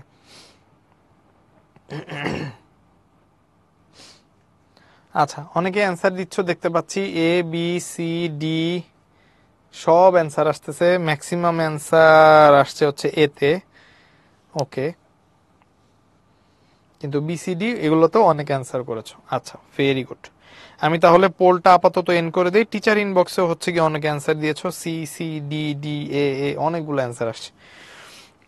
আচ্ছা, এখন কথা হচ্ছে এইচ উচ্চতা বিশিষ্ট একটা ঘনক, ঘনকের মধ্যে এম ভরের কি আছে, আদর্শ গ্যাস আছে, এম ভরের আদর্শ গ্যাস আছে, এবং আমার কাছে কোশ্চেনে চাইছে হচ্ছে গিয়ে আদর্শ গ্যাসের বিভব শক্তি। সো এই অঙ্কটা ফুল অন কমন সেন্স, ঠিক আছে? এই অঙ্কটা কিন্তু কোনো অঙ্ক না, বা এই কোশ্চেনটা কোনো ম্যাথমেটিক্স থিওরি কিছুই না, এটা পুরাটাই হচ্ছে গিয়ে একটা কমন সেন্সের উপর বেস করে বানানো আর কি। তাহলে এটা কিন্তু একটু ঠান্ডা মাথায়, এইসব প্রশ্ন আসলে মাথা গরম করা যাবে না।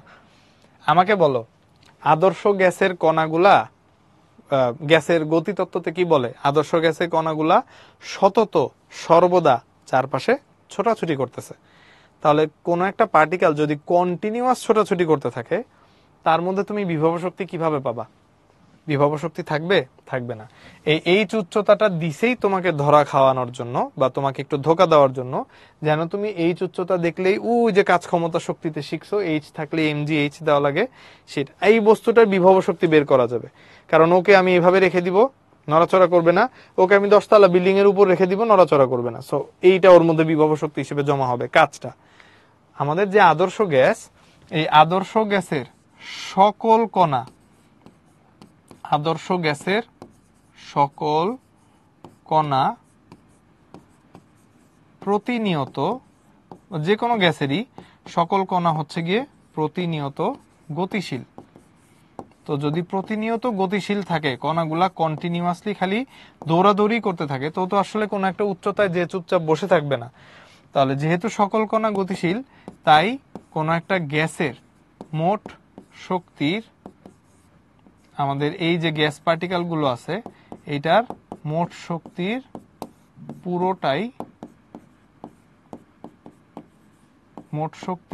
পুরোটাই কি শক্তি হবে? গতি শক্তি হবে, ঠিক আছে? একটা গ্যাসের জন্য আমরা কখনো বিভব শক্তি বা পটেনশিয়াল এনার্জি আমরা কখনো কি করতে পারি না? বের করতে পারি না। কারণ গ্যাস পার্টিকেলকে তুমি কখনো এক জায়গায় বসায় রাখতে পারবে না, আবার একটা উচ্চতায় রেখে দিতে পারবে না। এই উচ্চতার ঘনক, সেই এইচ এর ভ্যালু যা ইচ্ছা তাই হোক, 10 মিটার 20 মিটার 30 মিটার, যত বড় ঘনক বাক্সই হোক, একটা গ্যাস পার্টিকেলকে কখনো উপরে নিয়ে রেখে ওর মধ্যে বিভব শক্তি সঞ্চয় করা সম্ভব না। গ্যাস পার্টিকেলের শুধুমাত্র বেগ থাকে, বেগ থাকার জন্য সে হচ্ছে দৌড়াদৌড়ি করা লাগে, ঠিক আছে? মারজান বলছো ডি দাগাইতে গিয়ে সিতে চাপ লাগছে, হায় রে, এখনো যদি অবস্থা হয়। আচ্ছা, সানজিদা প্রভাতী আর হচ্ছে গিয়ে তাসনিম, আমি লিডার বোর্ড দিয়ে দিছি, সানজিদা প্রভাতী তাসনিম মিতুল নূর হোসেন, ওরা হচ্ছে আগে আগে অ্যান্সার করে ফেলছে, ভেরি গুড, ধন্যবাদ। তাহলে আশা করছি জিনিসটা সবাই মোটামুটি বুঝতে পারছি। ওকে, নেক্সটে আসো। নেক্সটে হচ্ছে আমাদের গড়মুক্ত পথ, মিন ফ্রি পাথ, যেটাকে আমরা সাধারণত বলে থাকি। তো গড়মুক্ত পথের ক্ষেত্রে আমাদের মনে রাখতে হবে যে এরকম করে মনে করো আমাদের কাছে এরকম একটা সিলিন্ডার আছে, এরকম একটা সিলিন্ডার আছে, এবং এই সিলিন্ডারে আমরা কিছু গ্যাস পার্টিকেল নিছি। সিলিন্ডারের মধ্যে আমার কিছু কি আছে, গ্যাস পার্টিকেল আছে। তো সিলিন্ডারের মধ্যে মনে করো এখানে একটা গ্যাস পার্টিকেল আছে, এখানে একটা পার্টিকেল আছে, এখানে একটা পার্টিকেল, এখানে একটা পার্টিকেল, এরকম আছে। হ্যাঁ, এখন আমরা যে কোনো একটা পার্টিকেলকে নিয়ে কাজ করতেছি। মনে করো এখানে একটা পার্টিকেল আমরা দেখলাম, এখানে একটা ছোট পার্টিকেল আছে। এই পার্টিকেলটা সোজা যে এটার সাথে প্রথমে একটা ধাক্কা খেলো, এবং এই যে এটার সাথে প্রথমে একটা ধাক্কা খেলো, ধাক্কা খাওয়ার সময় সে হচ্ছে গিয়ে এখানে একটা নির্দিষ্ট দূরত্ব অতিক্রম করলো, সেটাকে আমরা নাম দিলাম S1। এবং এই প্রথম ধাক্কার আগে বা মাঝখানে সে আর কোনো ধাক্কা খায় নাই, স্ট্রেট লাইনে চলে গেছে।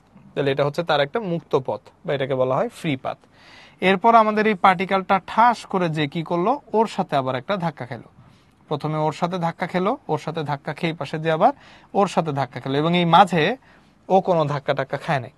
তাহলে এইটুক রাস্তা হচ্ছে ওর জন্য একটা মুক্ত পথ, যেই পথে ও মুক্তভাবে চলতে পেরেছে এবং সামনে যে ধাক্কা খেয়েছে।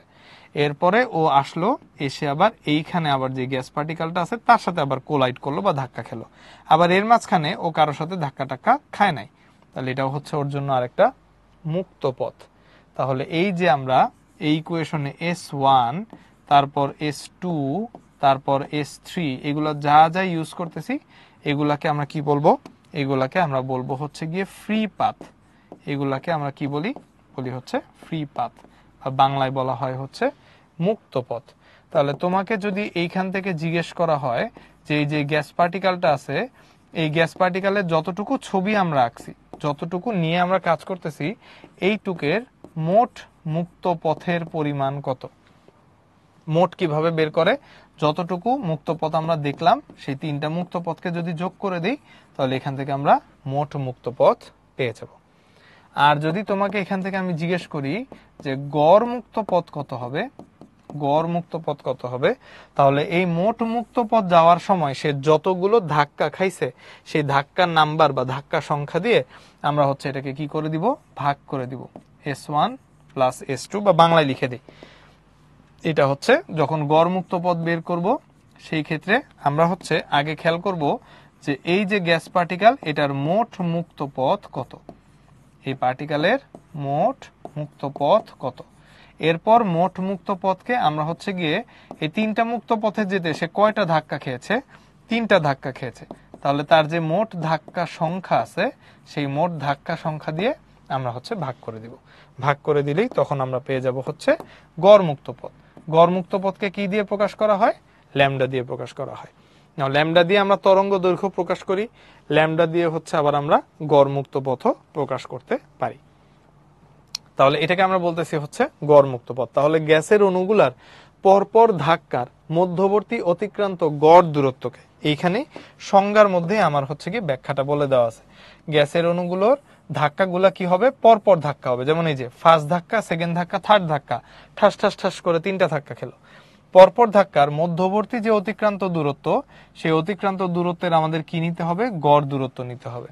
এই গড় নিলে বা অ্যাভারেজ নিলে আমরা তখন এটাকে বলবো গড় মুক্ত পথ। গড় মুক্ত পথকে আমরা ইংলিশে কি বলবো, মিন বা অ্যাভারেজ, আর একটা হচ্ছে গিয়ে মুক্ত মানে হচ্ছে ফ্রি, আর পথ এটার ইংলিশ হচ্ছে পাথ। সেটাকে আমরা বলি মিন ফ্রি পাথ, এটাকে আমরা বলি হচ্ছে মিন ফ্রি পাথ। এটাকে কি দ্বারা এক্সপ্রেস করা হয়, এটাকে ল্যামডা দ্বারা এক্সপ্রেস করা হয়। আচ্ছা, ল্যামডার ফর্মুলা আমাদের বইয়ের মধ্যে তিনটা দেয়া আছে।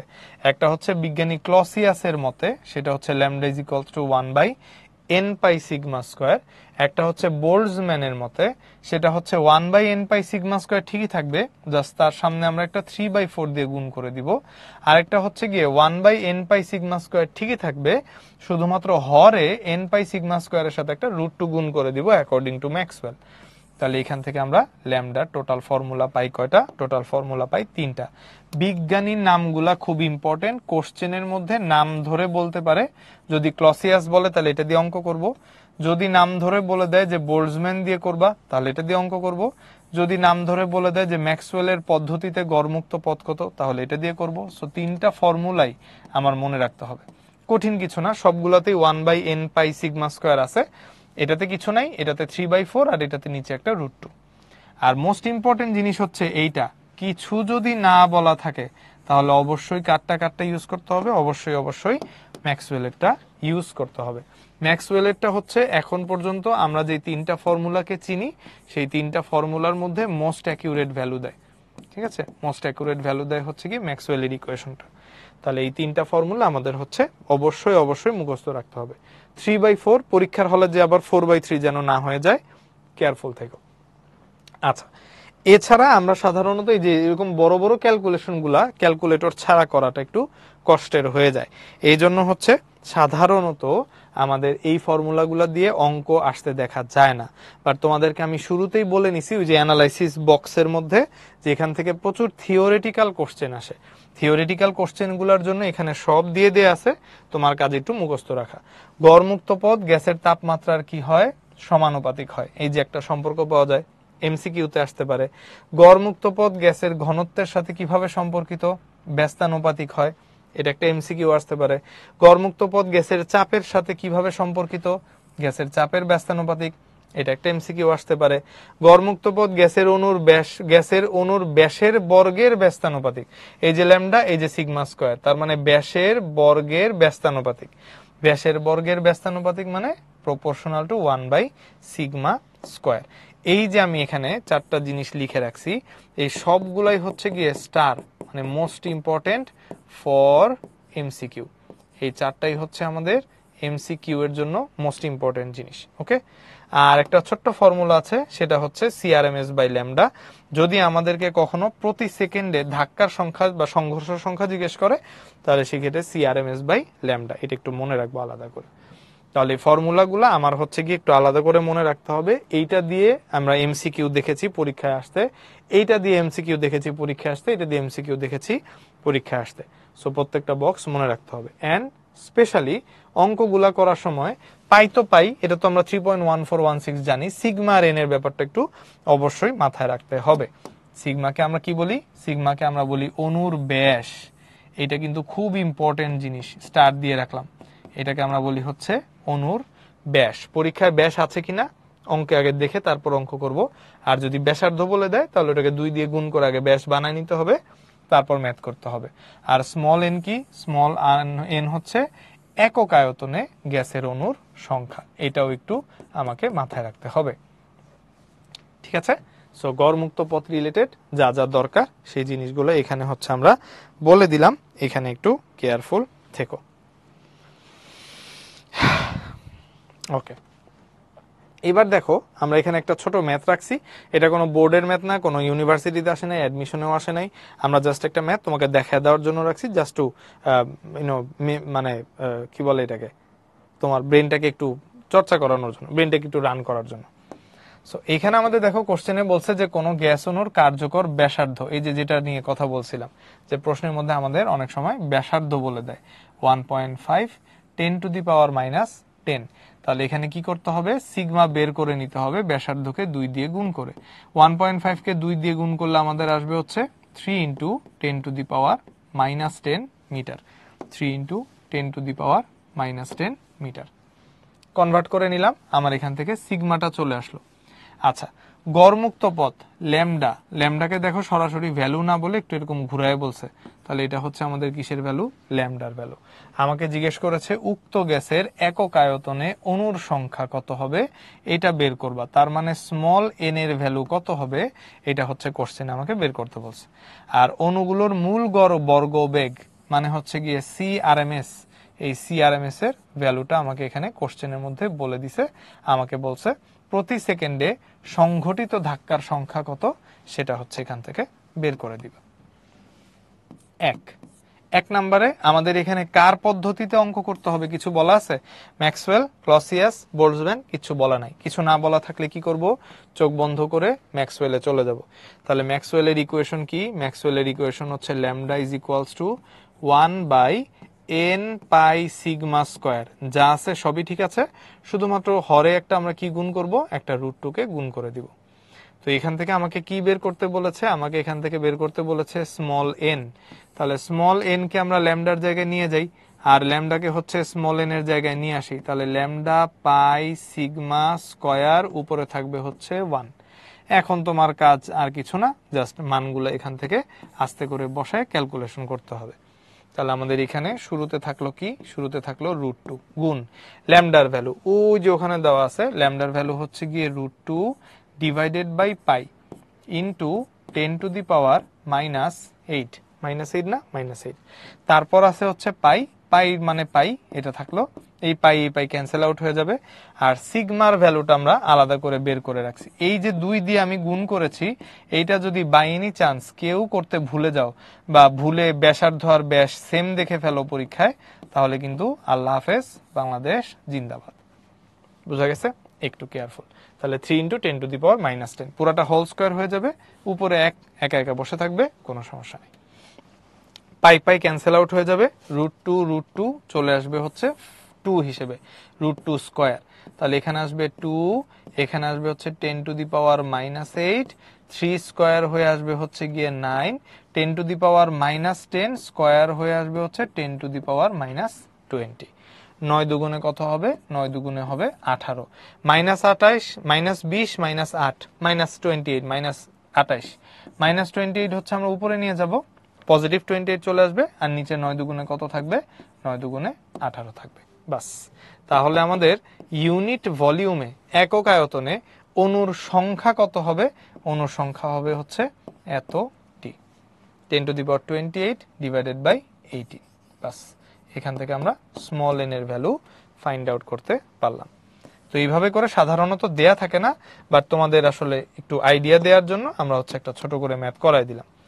আর যদি আমাদেরকে জিজ্ঞেস করে যে প্রতি সেকেন্ডে ধাক্কার সংখ্যা কত, আমাদেরকে যদি এখান থেকে জিজ্ঞেস করে যে প্রতি সেকেন্ডে ধাক্কা সংখ্যা বা প্রতি সেকেন্ডে সংঘর্ষ সংখ্যাও জিজ্ঞেস করতে পারে, তাহলে প্রতি সেকেন্ডে আমাদেরকে জিজ্ঞেস করলো ধাক্কা সংখ্যা কত।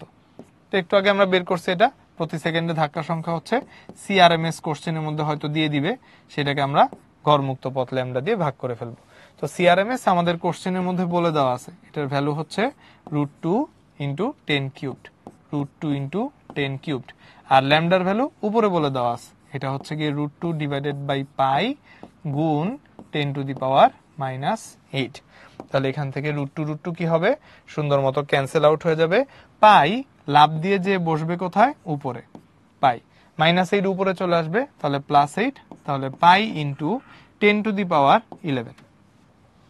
এখন তুমি পায়ের ভ্যালু চাইলে বসাইতে পারো, চাইলে নাও বসাইতে পারো, পুরাটা তোমার ইচ্ছা। পায়ের ভ্যালু তুমি চাইলে 3.14 পর্যন্ত ধরতে পারো, 3.14 ইন্টু 10⁻11। এখান থেকে তুমি লিখতে পারো হচ্ছে গিয়ে 314 ডিভাইডেড বাই 100 ইন্টু 10⁻11, এভাবে লিখতে পারো। দশমিক তুলে ফেলে 314/100 লেখা যায়। এখানে একটা 2 মাইনাস হয়ে যাবে, তাহলে এখান থেকে লেখা যাবে হচ্ছে গিয়ে 314 ইন্টু 10⁻11 - 2, মানে 10⁻9। তাহলে 314 ইন্টু 10⁻9 সংখ্যক ধাক্কা সে প্রতি সেকেন্ডে খাচ্ছে। এভাবে চাইলেও লেখা যায়, তুমি ওখানে অ্যান্সার লিখে দিতে পারতা, কোনো সমস্যা নাই। পাই ইন্টু 10⁻11, এটাও পারফেক্টলি কারেক্ট অ্যান্সার, এটাও হচ্ছে আবার কারেক্ট অ্যান্সার। হ্যাঁ, যে মিলির অ্যান্সার আসছে এখান থেকে, তাহলে বুঝতে পারলাম।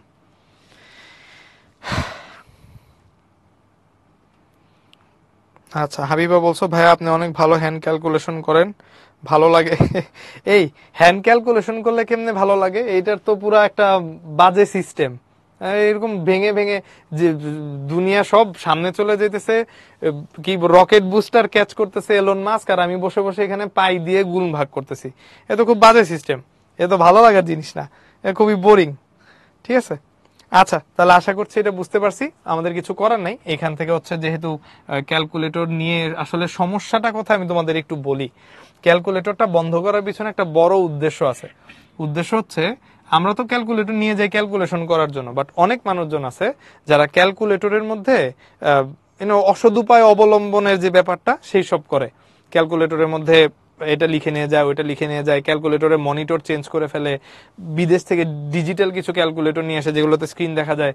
এই জন্য ক্যালকুলেটর, ঘড়ি এবং মোবাইল ফোন একদম নিষিদ্ধ করে দেওয়া হয়েছে যে যাও, যেহেতু তোমরা এরকম উল্টাপাল্টা করবা, ক্যালকুলেটর ইউজ করার দরকার নেই। ঠিক আছে। সো আসলে আমাদের জন্য একটু ঝামেলা হয়ে গেছে, আমরা যারা অ্যাকচুয়ালি অঙ্ক টঙ্ক করি বা পড়ালেখা করতে চাই আমাদের জন্য একটু ঝামেলা হয়ে গেছে আর কি। আচ্ছা, তাহলে আশা করি এটা বুঝতে পারছি। এখন হচ্ছে শিশিরাঙ্ক আর হচ্ছে গিয়ে আমাদের আপেক্ষিক আর্দ্রতা, এটা হচ্ছে আমাদের এই চ্যাপ্টারের একদম শেষের দিকের যে পার্টটুক সেটুক নিয়ে একটু তোমাদের সাথে ডিসকাস করার চেষ্টা করি। আচ্ছা, শিশিরাঙ্ক আর আপেক্ষিক আর্দ্রতার ক্ষেত্রে আমরা হচ্ছে কি একটু সামনের স্লাইডটা আগে দেখে আসি। শিশিরাঙ্ক আপেক্ষিক আর্দ্রতা বলতে আমরা কি বুঝি? প্রথম কথা, ডেফিনিশন পরীক্ষায় আসতে পারে, ডেফিনিশনটা জেনে রাখবো। যেই তাপমাত্রায় একটা নির্দিষ্ট আয়তনের বায়ু তার ভেতরের যে জলীয় বাষ্প আছে সেইটা দ্বারা কি হয়ে যাবে, সম্পৃক্ত হয়ে যাবে, তাকে বলা হয় হচ্ছে গিয়ে শিশিরাঙ্ক। এই শিশিরাঙ্ককে আমরা ইংলিশে কি বলি? ইংলিশে আমরা শিশিরাঙ্ককে বলি হচ্ছে গিয়ে ডিউ পয়েন্ট। ইংলিশে আমরা বলি ডিউ পয়েন্ট।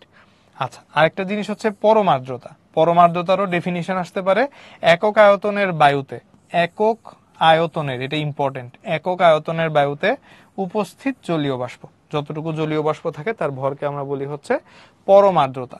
পরম আর্দ্রতাকে আমরা বলি কি ইংলিশে? এটাকে আমরা বলি হচ্ছে গিয়ে অ্যাবসোলিউট হিউমিডিটি। এটাকে আমরা বলি হচ্ছে অ্যাবসোলিউট হিউমিডিটি। আর রিলেটিভ হিউমিডিটি কোনটা? সেটা হচ্ছে আমাদের আপেক্ষিক আর্দ্রতা। এই হচ্ছে আমাদের একটা অঙ্ক করার formula, capital R is equals to small F by capital F into হচ্ছে গিয়ে 100%। এইটাকে তখন আমরা কি বলবো? এইটাকে আমরা তখন বলি হচ্ছে গিয়ে রিলেটিভ হিউমিডিটি। এটাকে আমরা বলি হচ্ছে রিলেটিভ হিউমিডিটি, আপেক্ষিক আর্দ্রতা বলি। তো small F R capital F এই দুইটার পরিচয় আছে আলাদা। এটাকে বলা হয় হচ্ছে গিয়ে বায়ুতে উপস্থিত জলীয় বাষ্পের চাপ, অথবা এটাকে বলা হয় শিশিরাঙ্কে সম্পৃক্ত বাষ্পচাপ। তো শিশিরাঙ্কে যখন চলে যাবে বাষ্পচাপ সম্পৃক্ত হয়ে যাবে। আর ক্যাপিটাল এফ হচ্ছে বায়ুর তাপমাত্রায় সম্পৃক্ত বাষ্পচাপ। তাহলে ক্যাপিটাল এফ এর জন্য ইম্পর্টেন্ট কি? ক্যাপিটাল এফ আসে হচ্ছে এয়ার টেম্পারেচারে বা বায়ুর তাপমাত্রায়, আর স্মল এফ আসে বায়ুতে উপস্থিত জলীয় বাষ্পের চাপ দিয়ে বের করা যায়, অথবা শিশিরাঙ্কে সম্পৃক্ত বাষ্পচাপ দিয়ে বের করা যায়। তাহলে এটা আসবে কিসের জন্য? এটা আসবে হচ্ছে শিশিরাঙ্কের জন্য। ওকে, তাহলে এই হচ্ছে আমাদের ব্যাপার স্যাপার। আর একটু এমসিকিউর জন্য এটা একটু মনে রাখবো যে সম্পৃক্ত বাষ্পের কথা যদি আমরা বলি, সম্পৃক্ত বাষ্প হচ্ছে বয়লার চার্লসের সূত্র মেনে চলে না। বয়লার চার্লসের সূত্র মেনে চলে না। কে মেনে চলে? অসম্পৃক্ত বাষ্প বয়লার চার্লসের সূত্র মেনে চলে। এগুলো কিন্তু ছোটখাটো এমসিকিউ পরীক্ষার মধ্যে আসতে পারে। তো এই যে সম্পৃক্ত বাষ্প, অসম্পৃক্ত বাষ্প, এই ব্যাপারগুলো নিয়ে আমি একটু ছোট করে একটু ডিসকাস করে দিই। একটা সিনারিও চিন্তা করো, আমি একটু পড়ালেখা থেকে বের হই, জাস্ট নর্মাল একটু গল্প করে করে তোমাদেরকে একটু জিনিসটা বুঝাই। মনে করো তোমার সাথে আমার একদিন দেখা হইলো, এটা হচ্ছে গিয়ে তুমি, ঠিক আছে? এখন এটা যদি তুমি হও, তোমার সাথে আমার দেখা হলো, এবং তোমার সাথে দেখা হওয়ার পর আমি দেখলাম তোমার এরকম বেশ বড় সড়ো একটা সুন্দর ভুঁড়ি আছে, ঠিক আছে? এটা হচ্ছে তুমি দাঁড়ায় আছো। সো আমি তখন তোমাকে জিজ্ঞেস করলাম যে তোমার মন খারাপ কেন? তো তুমি আমাকে বললা যে ভাই আমি মানে আজকে সকালবেলা খাওয়া দাওয়া করতে পারি নাই, সো আমার পেটটা হচ্ছে খালি। তো আমি তোমাকে জিজ্ঞেস করলাম যে আরে খাওয়া দাওয়া করতে পারি না, আচ্ছা খুব ভালো কথা, তোমার ফেভারিট জিনিস কি, তুমি কি খেতে চাও? তো তুমি আমাকে বললা যে ভাই আমি হচ্ছে গিয়ে মিষ্টি খেতে চাই, ঠিক আছে? তুমি আমাকে এখান থেকে বললা যে ভাইয়া আমি এখান থেকে, আপনি সামনে একটা দোকান আছে, এই সামনের দোকান থেকে আমাকে হচ্ছে মিষ্টি কিনে দেন, আমি হচ্ছে মিষ্টি খাবো। ওকে, সো তুমি যখন বলছো মিষ্টি খাবো, আমি বললাম আচ্ছা ঠিক আছে, মিষ্টি আমি কিনে দিতে রাজি আছি, ফাইন, কোনো সমস্যা নেই, চলো তোমাকে মিষ্টি খাওয়াই। তো তোমাকে নিয়ে গেলাম। তোমাকে নিয়ে যাওয়ার পরে দোকান থেকে আমি একটা, দুইটা, তিনটা, ধরো 4টা মিষ্টি খাওয়াইছি, ঠিক আছে? এই যে এখান থেকে হচ্ছে 4টা মিষ্টি আমি তোমাকে খাওয়াই দিলাম। তাহলে তোমার পেটে এখন কয়টা মিষ্টি আছে? তোমার পেটে আছে হচ্ছে গিয়ে 1টা, 2টা, 3টা, 4টা মিষ্টি আছে। ওকে, এখন তোমার মন এখনো খারাপ। তো তোমার মন যে এখনো খারাপ, আমি তোমাকে জিজ্ঞেস করলাম যে মন এখন খারাপ কেন? এখন তো আমি মিষ্টি খাওয়াইছি 4টা। তো তুমি আমাকে বললা যে ভাইয়া আপনি আমাকে মিষ্টি খাওয়াইছেন কয়টা? তো আমি বললাম 4টা। তাহলে সেই ক্ষেত্রে তোমার পেটে এখন মিষ্টি আছে কয়টা? মিষ্টি আছে 4টা। তো তোমার মন খারাপ কেন? কারণ আমি খেতে পারি আরো বেশি, তো আমার আসলে ক্ষুধাটা মিটে নাই। সো আমি তোমাকে বললাম তুমি তাহলে কয়টা মিষ্টি খেতে পারবা? তুমি আমাকে বললা যে ভাই আমি আসলে 10টা মিষ্টি একসাথে খেতে পারি, এবং 10টা মিষ্টি খেলে আমার হচ্ছে গিয়ে পেটটা পুরোপুরি ফিল আপ হয়, পেটটা ভরে। তো তুমি খেতে পারো কয়টা? 10টা। আর তোমার কাছে আছে কয়টা? 4টা। তাহলে এই যে তুমি খেতে পারো যে ব্যাপারটা, এইটাকে আমরা ইংলিশে কি বলি জানো? এটা হচ্ছে তোমার ক্যাপাসিটি, তুমি কতটুকু খেতে পারো।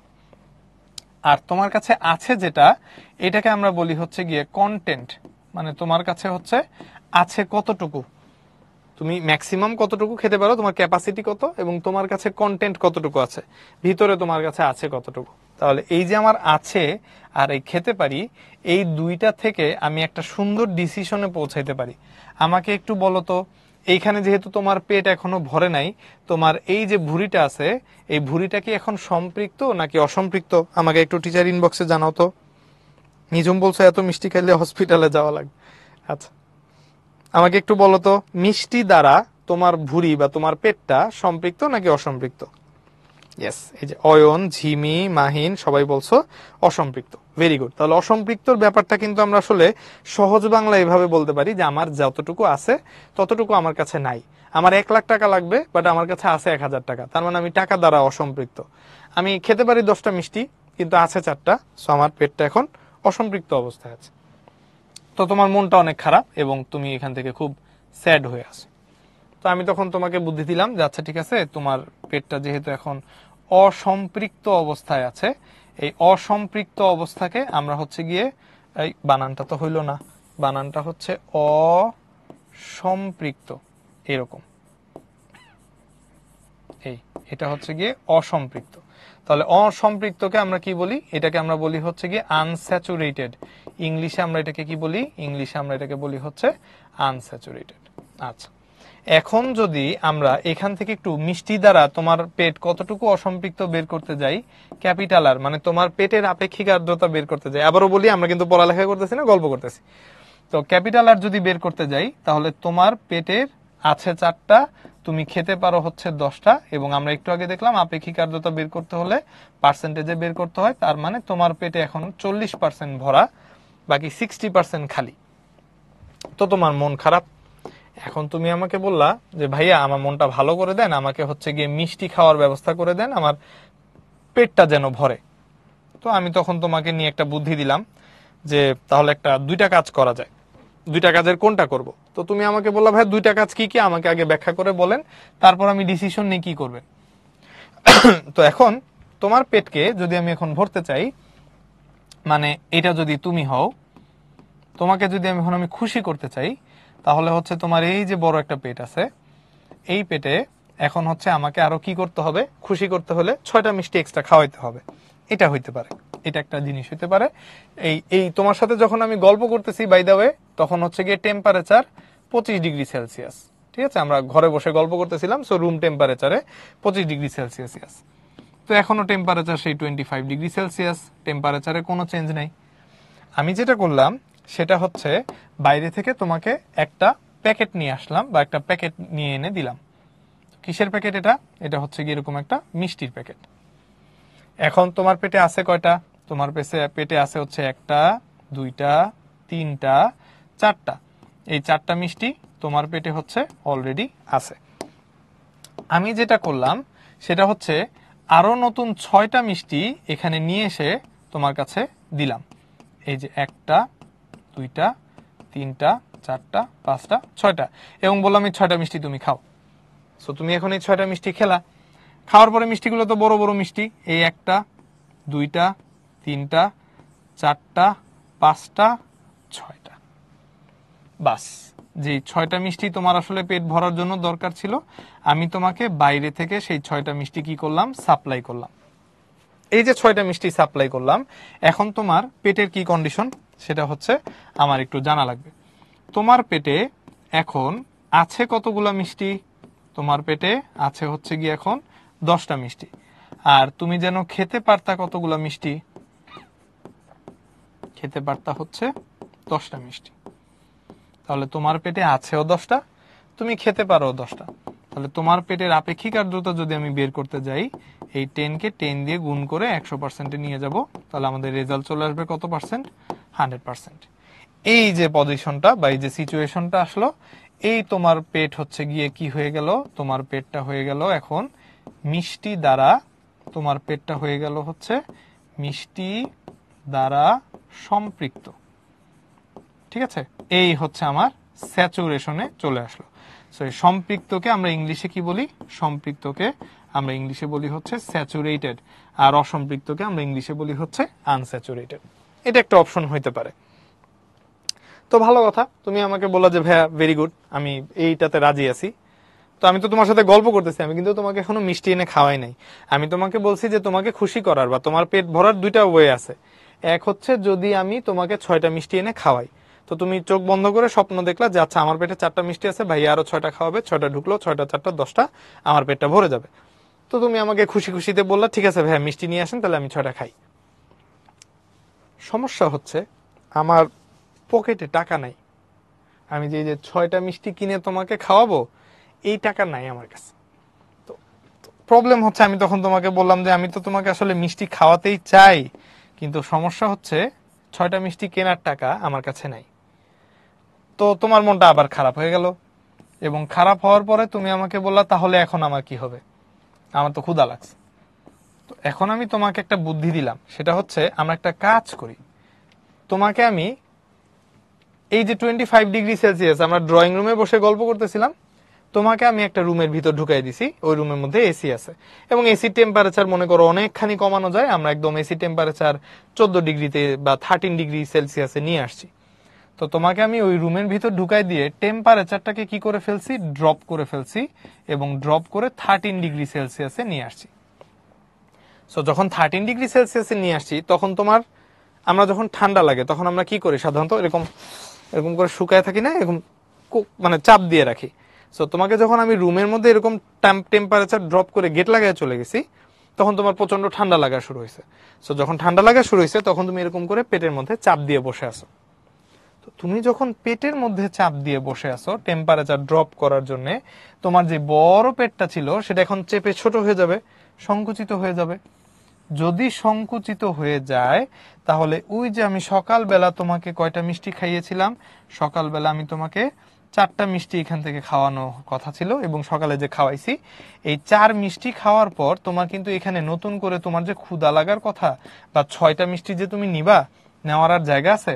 এটা নেওয়ার কিন্তু তোমার কাছে আর জায়গা নাই। এখন আমার কথা হচ্ছে, এই যে তুমি এখানে যে আসো, তোমার এখন এই পজিশনে তোমার পেটে আছে কতগুলা মিষ্টি?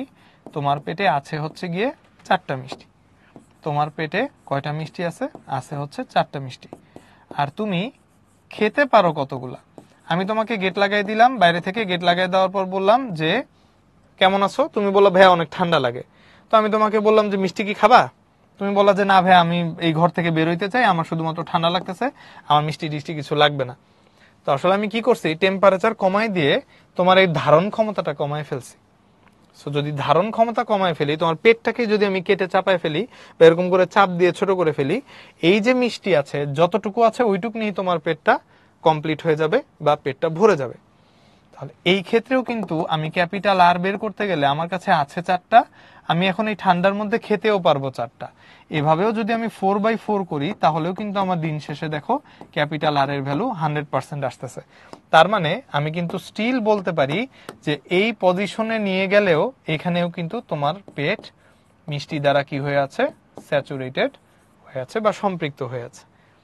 তাহলে যে কোনো অসম্পৃক্ত গ্যাসকে যদি আমরা সম্পৃক্ত করতে চাই, দুইটা বুদ্ধি। এক, যতটুকু জায়গা খালি আছে, মনে করো একটা রুম, এই পেটটাকে চিন্তা করো একটা রুম হিসেবে, এই রুমে জলীয় বাষ্প আছে হচ্ছে এই 4টা, বাট এই রুমের ধারণ ক্ষমতা হচ্ছে 10টা জলীয় বাষ্প বা 10টা জলীয় বাষ্পর কণা ধারণ করতে পারে।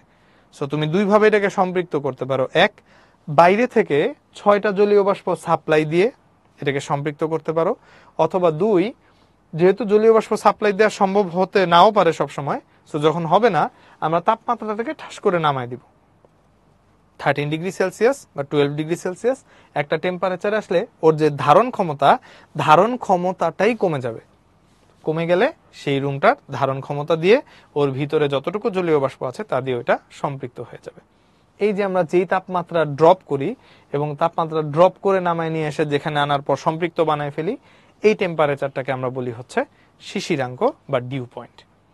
তাহলে তোমার রুমের মধ্যে একটা নির্দিষ্ট ক্যাপাসিটির জলীয় বাষ্প আছে বা ওই রুমের একটা নির্দিষ্ট ধারণ ক্ষমতা আছে জলীয় বাষ্পের, সেই জলীয় বাষ্পের ধারণ ক্ষমতার চাইতে কম জলীয় বাষ্প যদি রুমে থাকে তাহলে রুম অসম্পৃক্ত। 2, আমরা যদি সম্পৃক্ত করতে চাই, বুদ্ধি কি? 1 নম্বর বুদ্ধি হচ্ছে বাইরে থেকে এমন জলীয় বাষ্প দিব যেন ভিতরের জলীয় বাষ্প বাইরের জলীয় বাষ্প যোগ হয়ে এই রুমের মোট ধারণ ক্ষমতার সমান হয়ে যায়, রুমটা সম্পৃক্ত হয়ে যাবে। সেকেন্ড বুদ্ধি হচ্ছে আমরা যদি বাইরে থেকে সাপ্লাই দিতে না পারি, তাপমাত্রা কমায় ফেলবো, শিশিরাঙ্কে নিয়ে যাব, রুমটার ধারণ ক্ষমতাই কমে যাবে, ধারণ ক্ষমতা কমে যা আছে সেটুক দিয়ে এসে সম্পৃক্ত হয়ে যাবে। বুঝতে পেরেছি? আচ্ছা, নাবিহা বলছো কচ্ছপ হয়ে গেছে। এটা কচ্ছপ না, এটা মানুষ। এই যে 2টা হাত আছে, 2টা পা আছে, চুল আছে, চোখ আছে, নাক আছে। আরে কি আশ্চর্য, এত ভালো ড্রয়িং এর পর এইগুলো তো মনে করো যে পিকাসো লেভেলের ড্রয়িং, এত সুন্দর ড্রয়িং এর পরে এই কথা বললে খুবই কষ্টজনক। আচ্ছা, ব্যাপারটা বুঝতে পারছো? ওকে, বুঝতে পারছি, ঠিক আছে, ওকে। আচ্ছা, তাহলে এই হচ্ছে কি আমাদের মোটামুটি আপেক্ষিক আর্দ্রতা এবং আপেক্ষিক আর্দ্রতার সাথে শিশিরাঙ্কের যে রিলেশনটা সেটা। তাহলে শিশিরাঙ্কের ক্ষেত্রে আমাদের ফর্মুলা লাগবে কোনটা? ফর্মুলা লাগবে হচ্ছে এইটা দিয়ে আমরা হচ্ছে গিয়ে ম্যাথ করব। আশা করি স্মল এফ ক্যাপিটাল এফ এগুলো নিয়ে এখন আর ঝামেলা নাই। আচ্ছা, এবার তাহলে নেক্সটে আসো। এবার হচ্ছে আমাদের গ্লেসিয়ারের সূত্রের কথা বলি। আমাদের গ্লেসিয়ারের ধ্রুবক দিয়ে আমরা হচ্ছে গিয়ে এখান থেকে একটা সূত্র বের করতে পারবো, এটাকে হচ্ছে গিয়ে গ্লেসিয়ারের ধ্রুবক বলে। তো গ্লেসিয়ারের সূত্রটা আমরা আসলে কাজে লাগাই কোথায়? এটা সূত্রটা আমরা কাজে লাগাই হচ্ছে গিয়ে হাইগ্রোমিটার যন্ত্রে, বা যেটাকে বলা হয় আর্দ্রতা মাপক যন্ত্র বা হাইগ্রোমিটার। তো হাইগ্রোমিটার যন্ত্রটা যখন আমরা বানাই তখন এরকম একটা কাঠের ফ্রেম থাকবে হাইগ্রোমিটার যন্ত্রের মধ্যে, এবং এই কাঠের ফ্রেমের মধ্যে আমাদের হচ্ছে গিয়ে এরকম 2টা থার্মোমিটার থাকে। এরকম হচ্ছে একটা থার্মোমিটার থাকবে এরকম লম্বা, এবং এই থার্মোমিটারটার পাশে আমরা হচ্ছে গিয়ে এইখানে আরেকটা থার্মোমিটার রেখে দিব। তো একটা থার্মোমিটার রাখলেই তো হয়, একটা থার্মোমিটারই তো সূর্যের তাপমাত্রা গরম নিয়ে বা সূর্যের তাপমাত্রা নিয়ে এখান থেকে তাপ দেখাইতে পারবে, তাই না? টেম্পারেচার দেখাইতে পারবে। তো 2টা থার্মোমিটার রাখার উদ্দেশ্য কি? আমরা এই সেকেন্ড যে থার্মোমিটারটা আছে সেটাকে রাখবো হচ্ছে কি একটা স্পেশাল কন্ডিশনের মধ্যে। মানে আমরা হচ্ছে এরকম একটা বাটি নিব, এই বাটির মধ্যে আমরা পানি নিব। তো বাটির মধ্যে যখন আমরা এখান থেকে কি নিচ্ছি, এখান থেকে পানি নিচ্ছি, বাটির মধ্যে হচ্ছে এখান থেকে পানি আছে।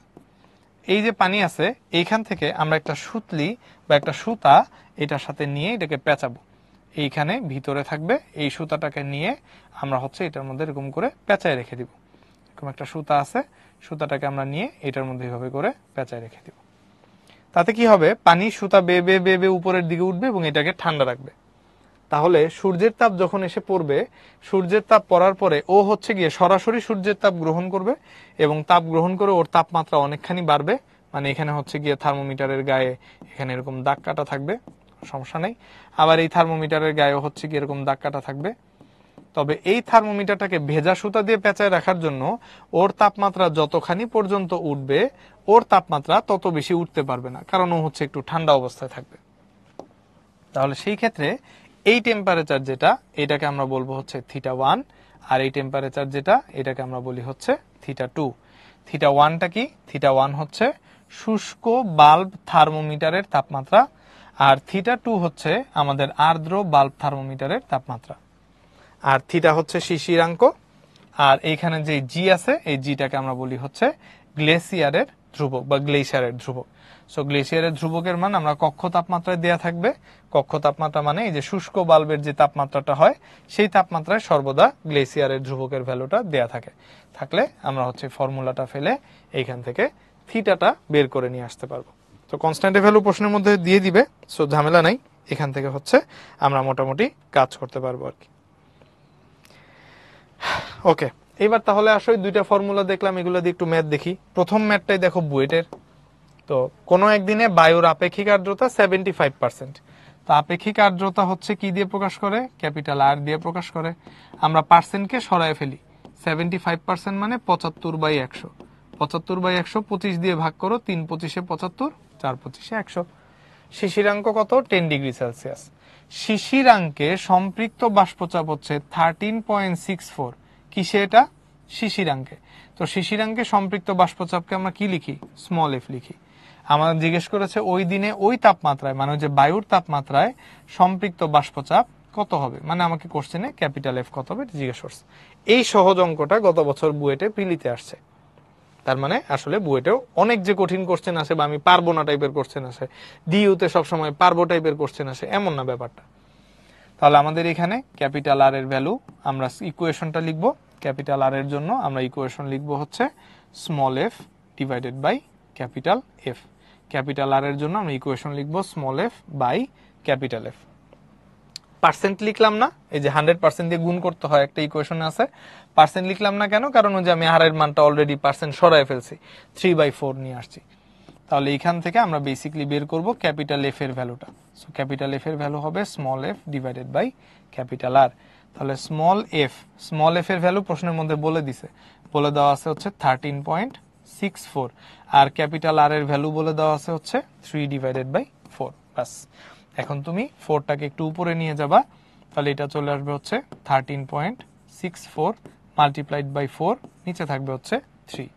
3 দিয়ে 13.64কে ভাগ করে ফেলো, তাহলে 3 4 12, তারপর থাকবে 1, তারপর 6 আসবে, পয়েন্ট আসবে, 3 5 15, তারপর আবার 1 থাকবে, 4 থাকবে 14, সো 3 4 12, তারপর থাকবে 2, 2 এর পরে দশমিকের জন্য একটা শূন্য আসবে, 20, 3 6 18, আবার 20, 3 6 18, আবার 20, 3 6 18, এইভাবে চলতে থাকবে।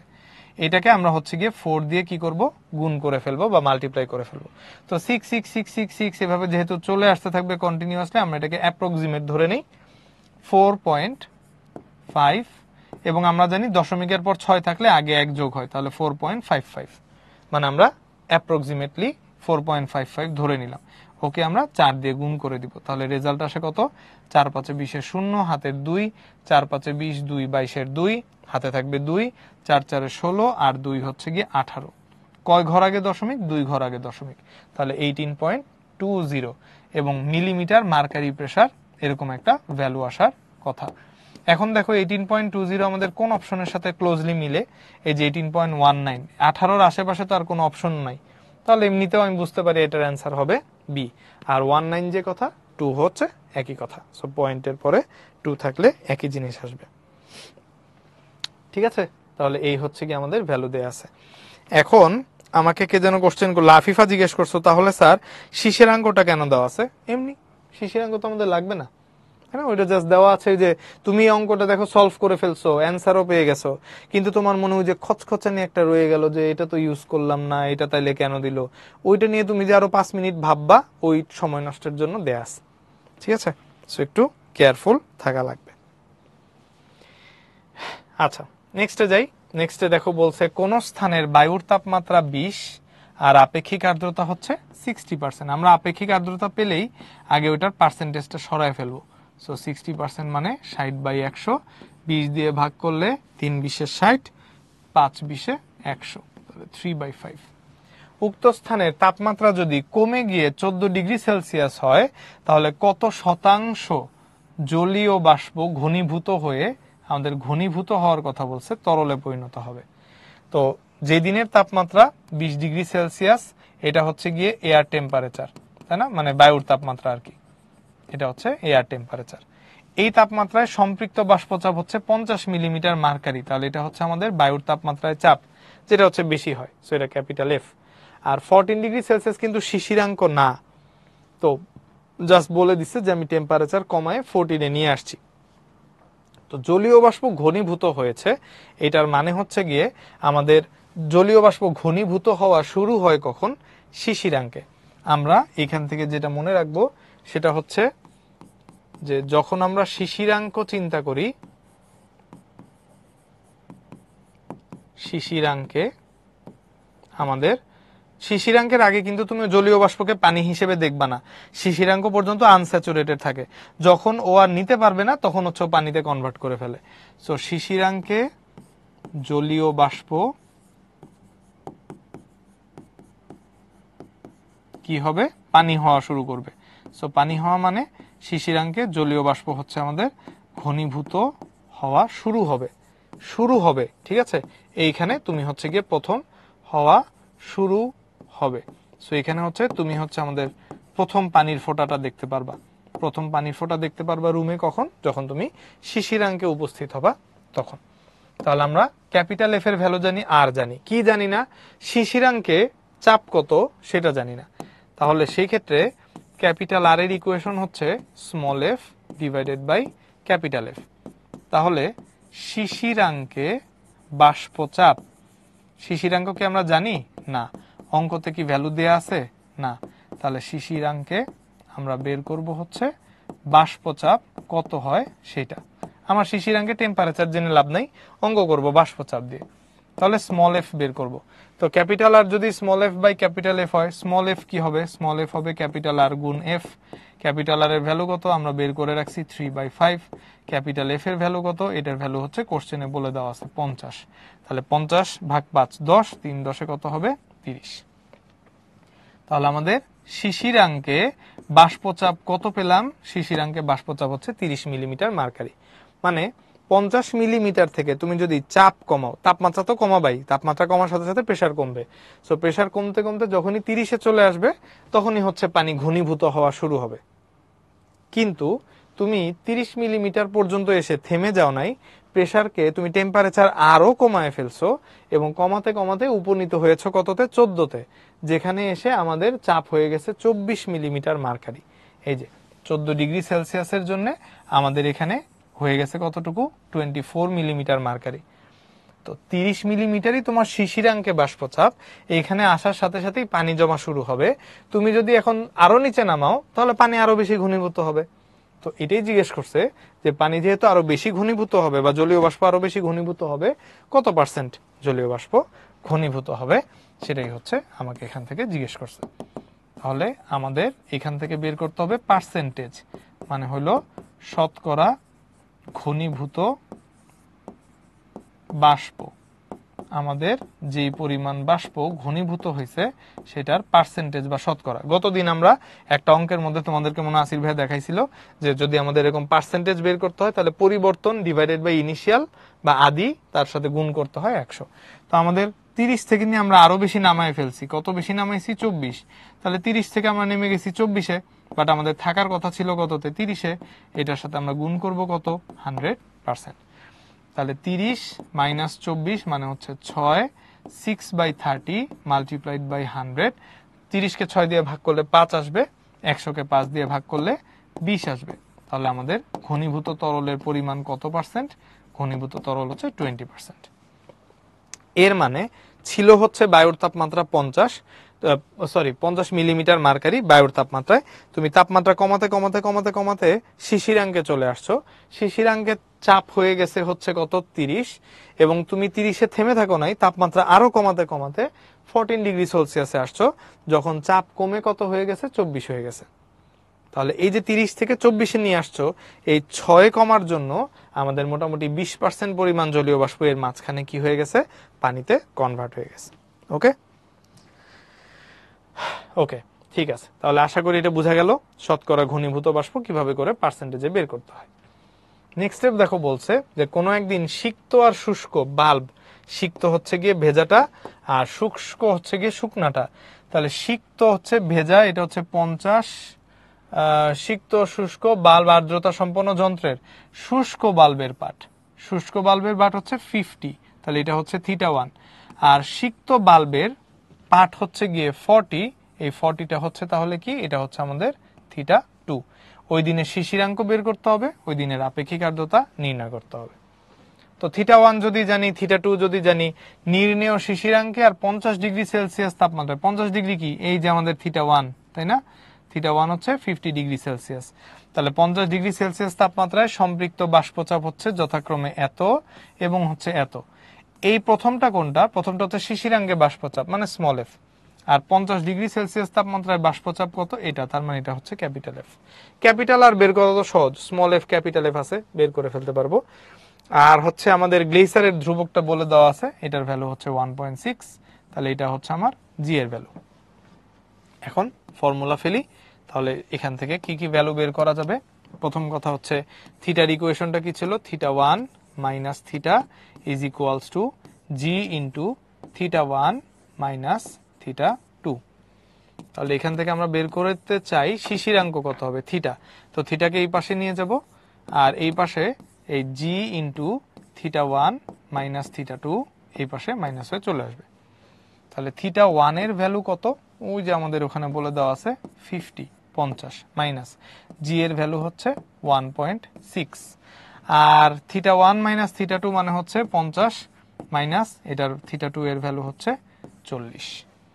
তাহলে এখান থেকে ভ্যালু আসবে কত, ভ্যালু আসবে হচ্ছে 50 মাইনাস 1.6, 1.6 কে আমরা ভেঙে লিখতে পারি হচ্ছে 16 ডিভাইডেড বাই 10, তার সাথে গুণ করব 50 মাইনাস 40, 50 মাইনাস 40 মানে হচ্ছে 10, তাহলে 10 কাটা চলে যাবে, 50 থেকে আমাদের 16 বিয়োগ হবে, 50 থেকে 16 বিয়োগ হলে কত হবে 34, তাই না? তাহলে এখান থেকে 34 আসে।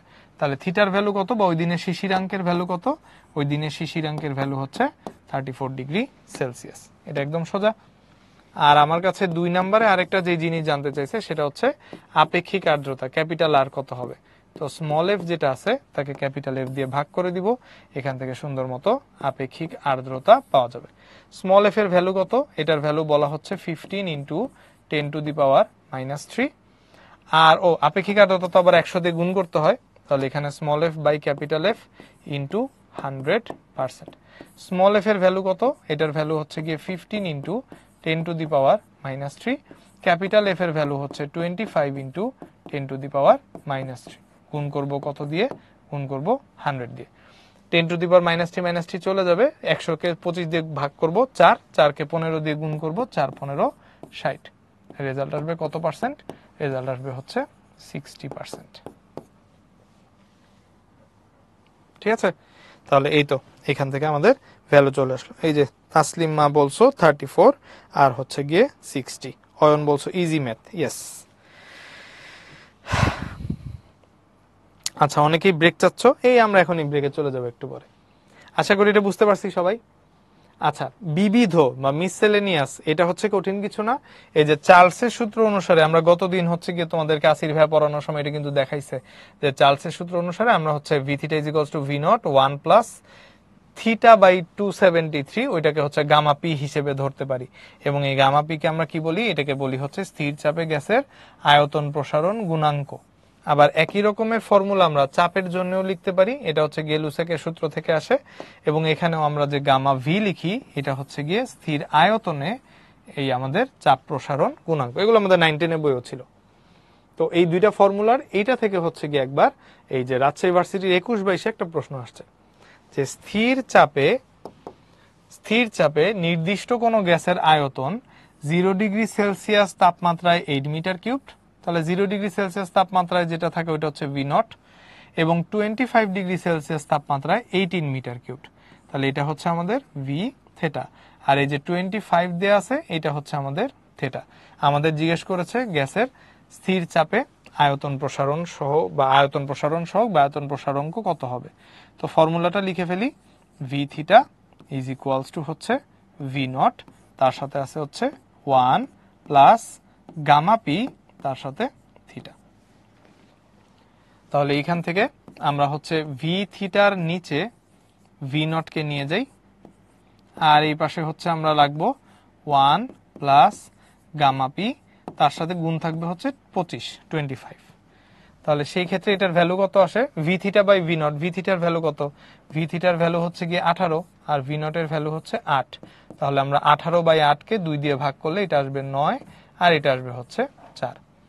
তাহলে সেই ক্ষেত্রে আমরা যদি এখন এই গামা পি মাল্টিপ্লাইড বাই 25 বাম পক্ষে রাখি, ডান পক্ষে আমাদের এই 9/4 থেকে এই যে বাম পাশে 1 আছে সেই 1 কে ডান পাশে নিয়ে মাইনাস করে দিব, তাহলে লসাগুতে যদি আমরা 4 নিই 9 - 4 চলে আসবে হচ্ছে 5।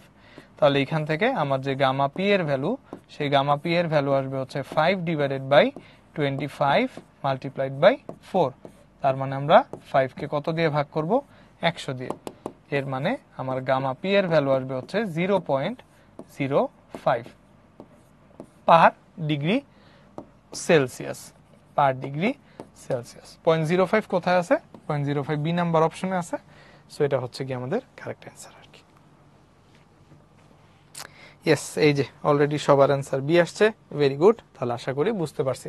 এবার তাহলে আরেকটা কুইজের অ্যান্সার দাও, তারপর আমরা ব্রেকে চলে যাব না।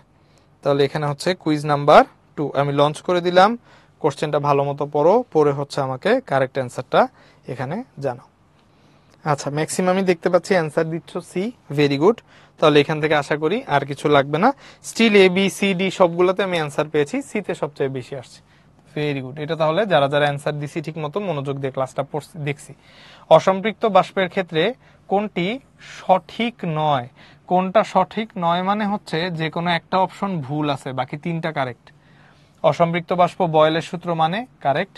অসম্পৃক্ত বাষ্প চার্লসের সূত্র মানে কারেক্ট। অসম্পৃক্ত বাষ্প আবদ্ধ স্থান ছাড়া তৈরি করা যায় না, এটাও কারেক্ট। তার মানে আমাদের এইখানে একটু ঝামেলা আছে, তাপমাত্রা বৃদ্ধি করে কথাটা হচ্ছে ঠিক নাই, তাই না?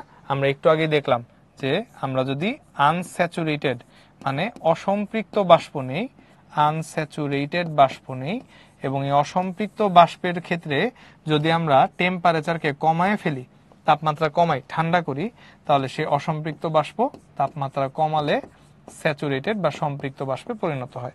সো তাপমাত্রা হ্রাস করে অসম্পৃক্ত বাষ্পকে সম্পৃক্ত বাষ্পে পরিণত করা যায়। Very good. আচ্ছা, সাকিব, তাসলিমা, সুবর্ণ, মিলি, শুভ, ওরা হচ্ছে সবার আগে কারেক্ট অ্যান্সার দিয়েছে। অসংখ্য ধন্যবাদ। আমি টিচার ইনবক্সে প্রচুর অ্যান্সার পেয়েছি সি এর জন্য। Very good.